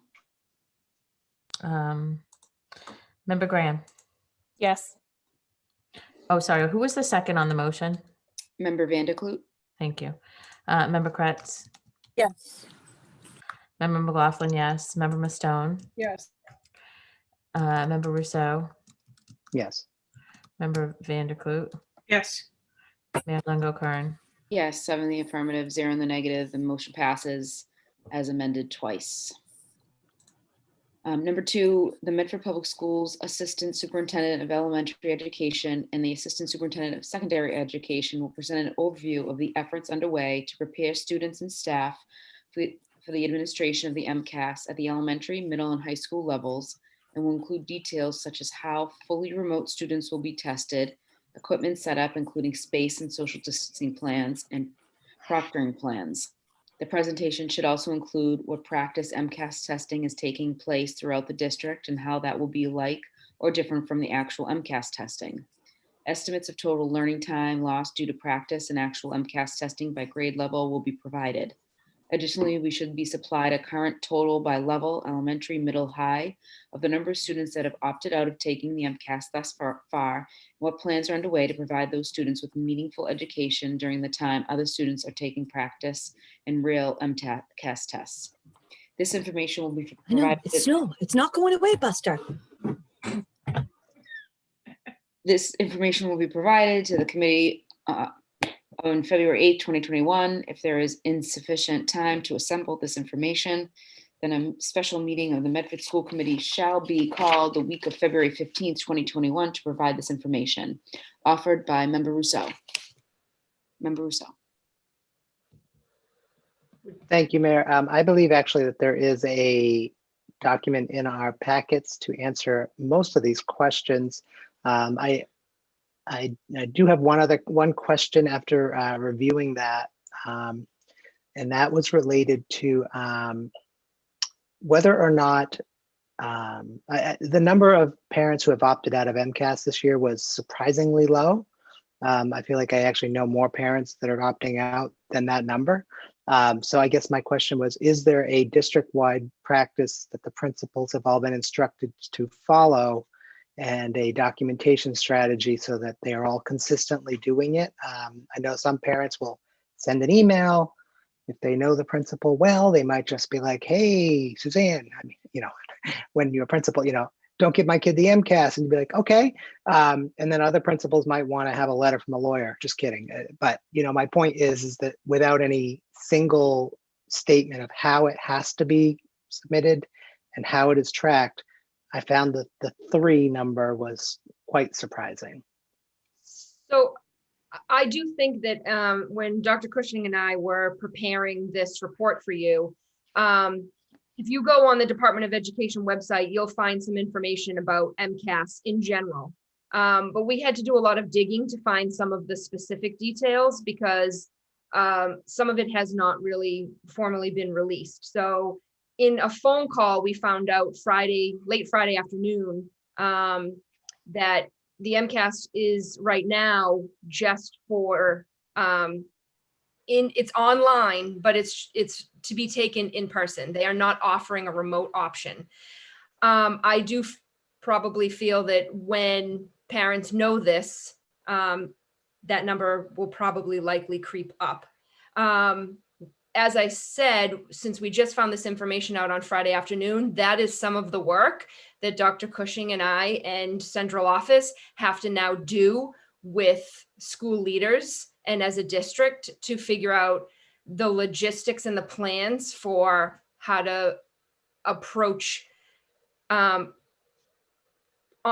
in-person testing for the remote students or for the students that are in the remote learning model this year.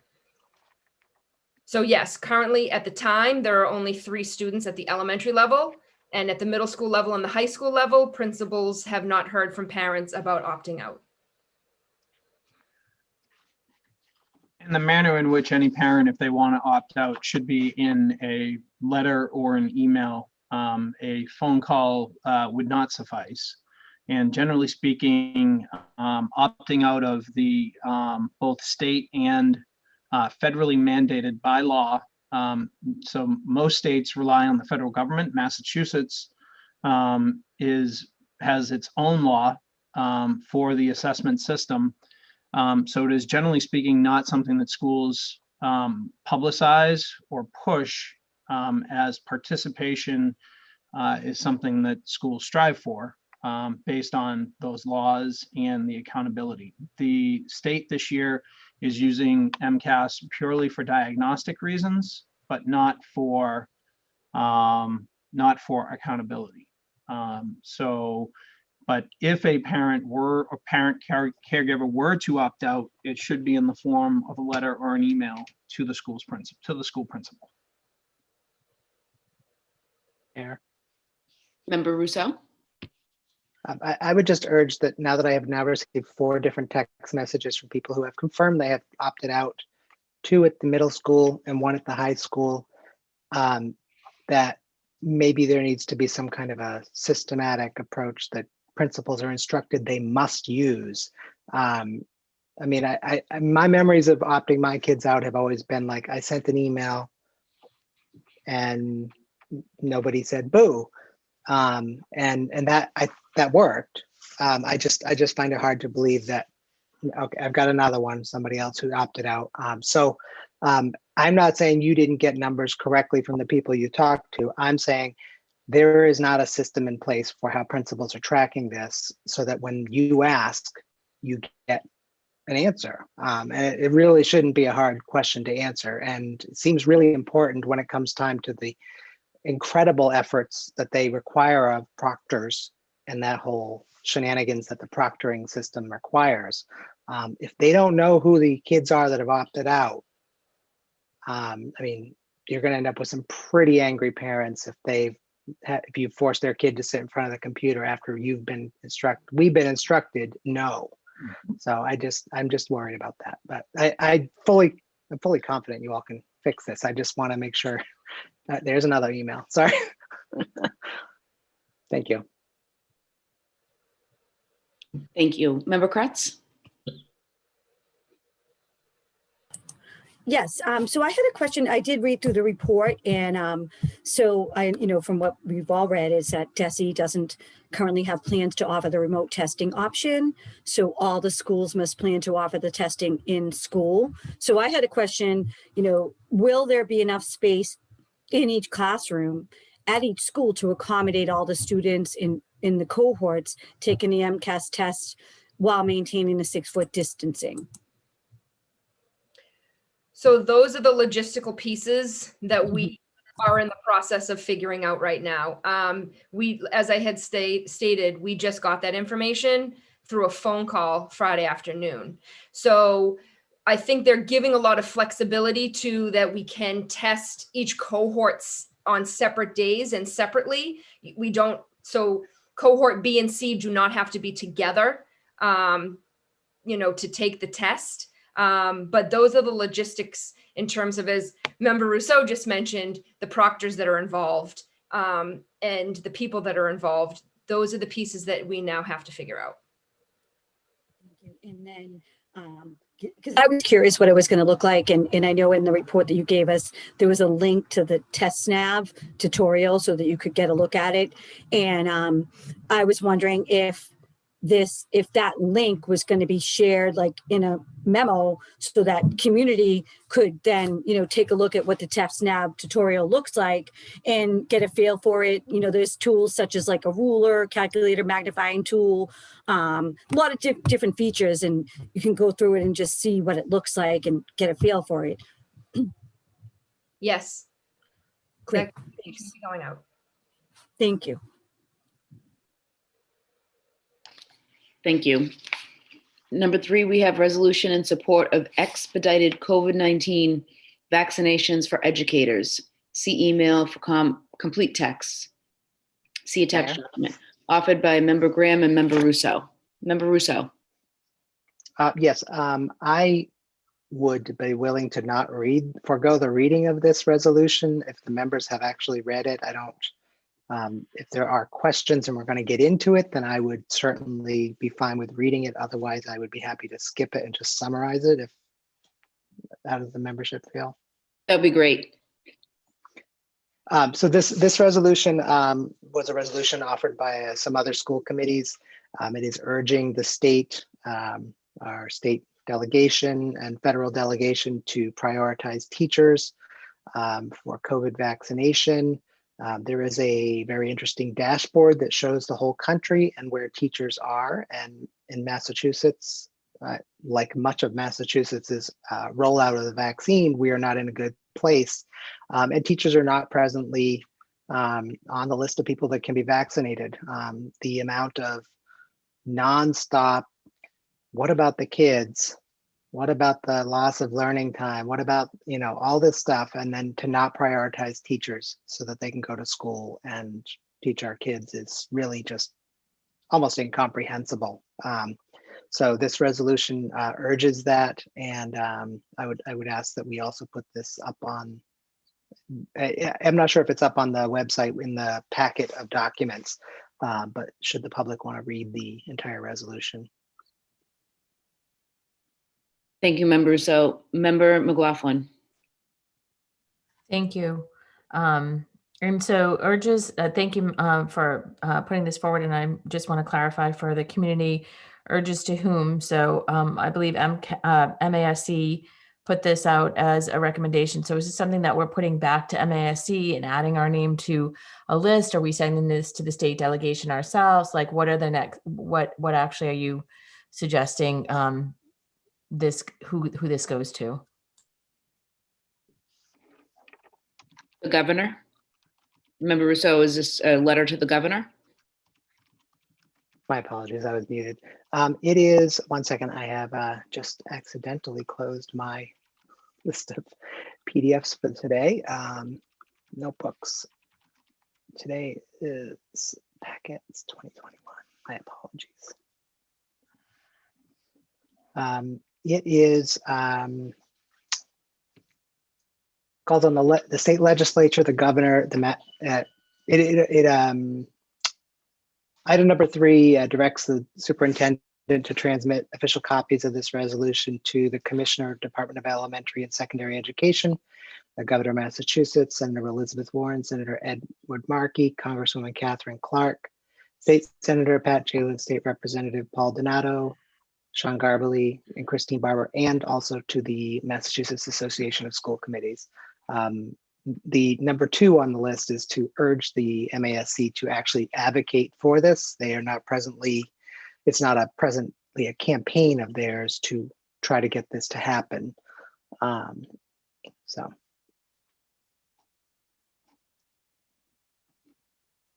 Great. Motion on the floor by Member Rousseau, seconded by Member Graham. Roll call. Member Graham. Yes. Member Kretz. Yes. Member McLaughlin, yes. Member Mastone. Yes. Member Rousseau. Yes. Member Vanderkloot. Yes. Mayor Longo-Kern. Absolutely, yes. 7 in the affirmative, 0 in the negative. The paper passes. Dr. Cushing. Madam Mayor, I just wanted to take a second as I just saw something come across my Facebook feed relating to the MCAS. For high school students, there's still a graduation requirement. And so I just implore secondary parents to stay tuned as more information comes out around this. But I noticed a message saying about all students that are going to take it can opt, but anyone can opt out. This is still a graduation requirement for high school students, and to please await as we are waiting for more information from DESE that I'm sure will be coming out very shortly. But I don't want high school students or parents to think that the graduation requirement has been waived. They're making changes to competency determinations and a number of other things relating to MCAS at the high school level, but we will provide clear and comprehensive information on this moving forward for our students and families. But I don't want there to be any misconceptions about the graduation requirement. Thank you, Dr. Cushing. Next, we have our school committee condolences. The Medford School Committee expresses its sincere condolences to the family of Frank DeLesio, the technology repair specialist for the Medford Public Schools. Mr. DeLesio was a 14-year district employee. He will be sorely missed. The Medford School Committee expresses its sincere condolences to the family of John F. Feely, a World War II veteran and member of the Mustang Hall of Fame. The Medford School Committee expresses its sincere condolences to the family of Norma L. Lasky, aunt of Fred Lasky, director of the MWRA, and Donna Lasky, a McGlynn Elementary School teacher. Also, the Medford School Committee expresses its sincere condolences to the family of Kerry Honeycutt Royce, niece of longtime Medford Public Schools supporter and owner of John Brewer's Tavern, Bill Honeycutt. The Medford School Committee expresses its sincere condolences to the family of Edna M. Grassi, who served over 20 years as an administrative assistant at the Medford Public Schools. The Medford Public School Committee expresses its sincere condolences to the family of Stephen C. Nardone, father of Stephen Nardone, a longtime supporter of the Medford Vocational Technical High School's electrical program. If we all may take a moment of silence.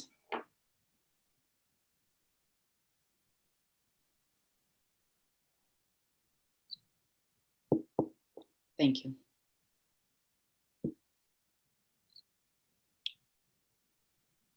That concludes our meeting. Is there a Motion to adjourn? by Member Graham, seconded by Member Vanderklut. Vanderklut? Roll call, Member McLaughlin. Member Graham, Yes. Member Kretz, Yes. Member McLaughlin, yes. Member Mastone, Yes. Member Rousseau, Yes. Member Vanderklut, Yes. Mayor Longo Kern.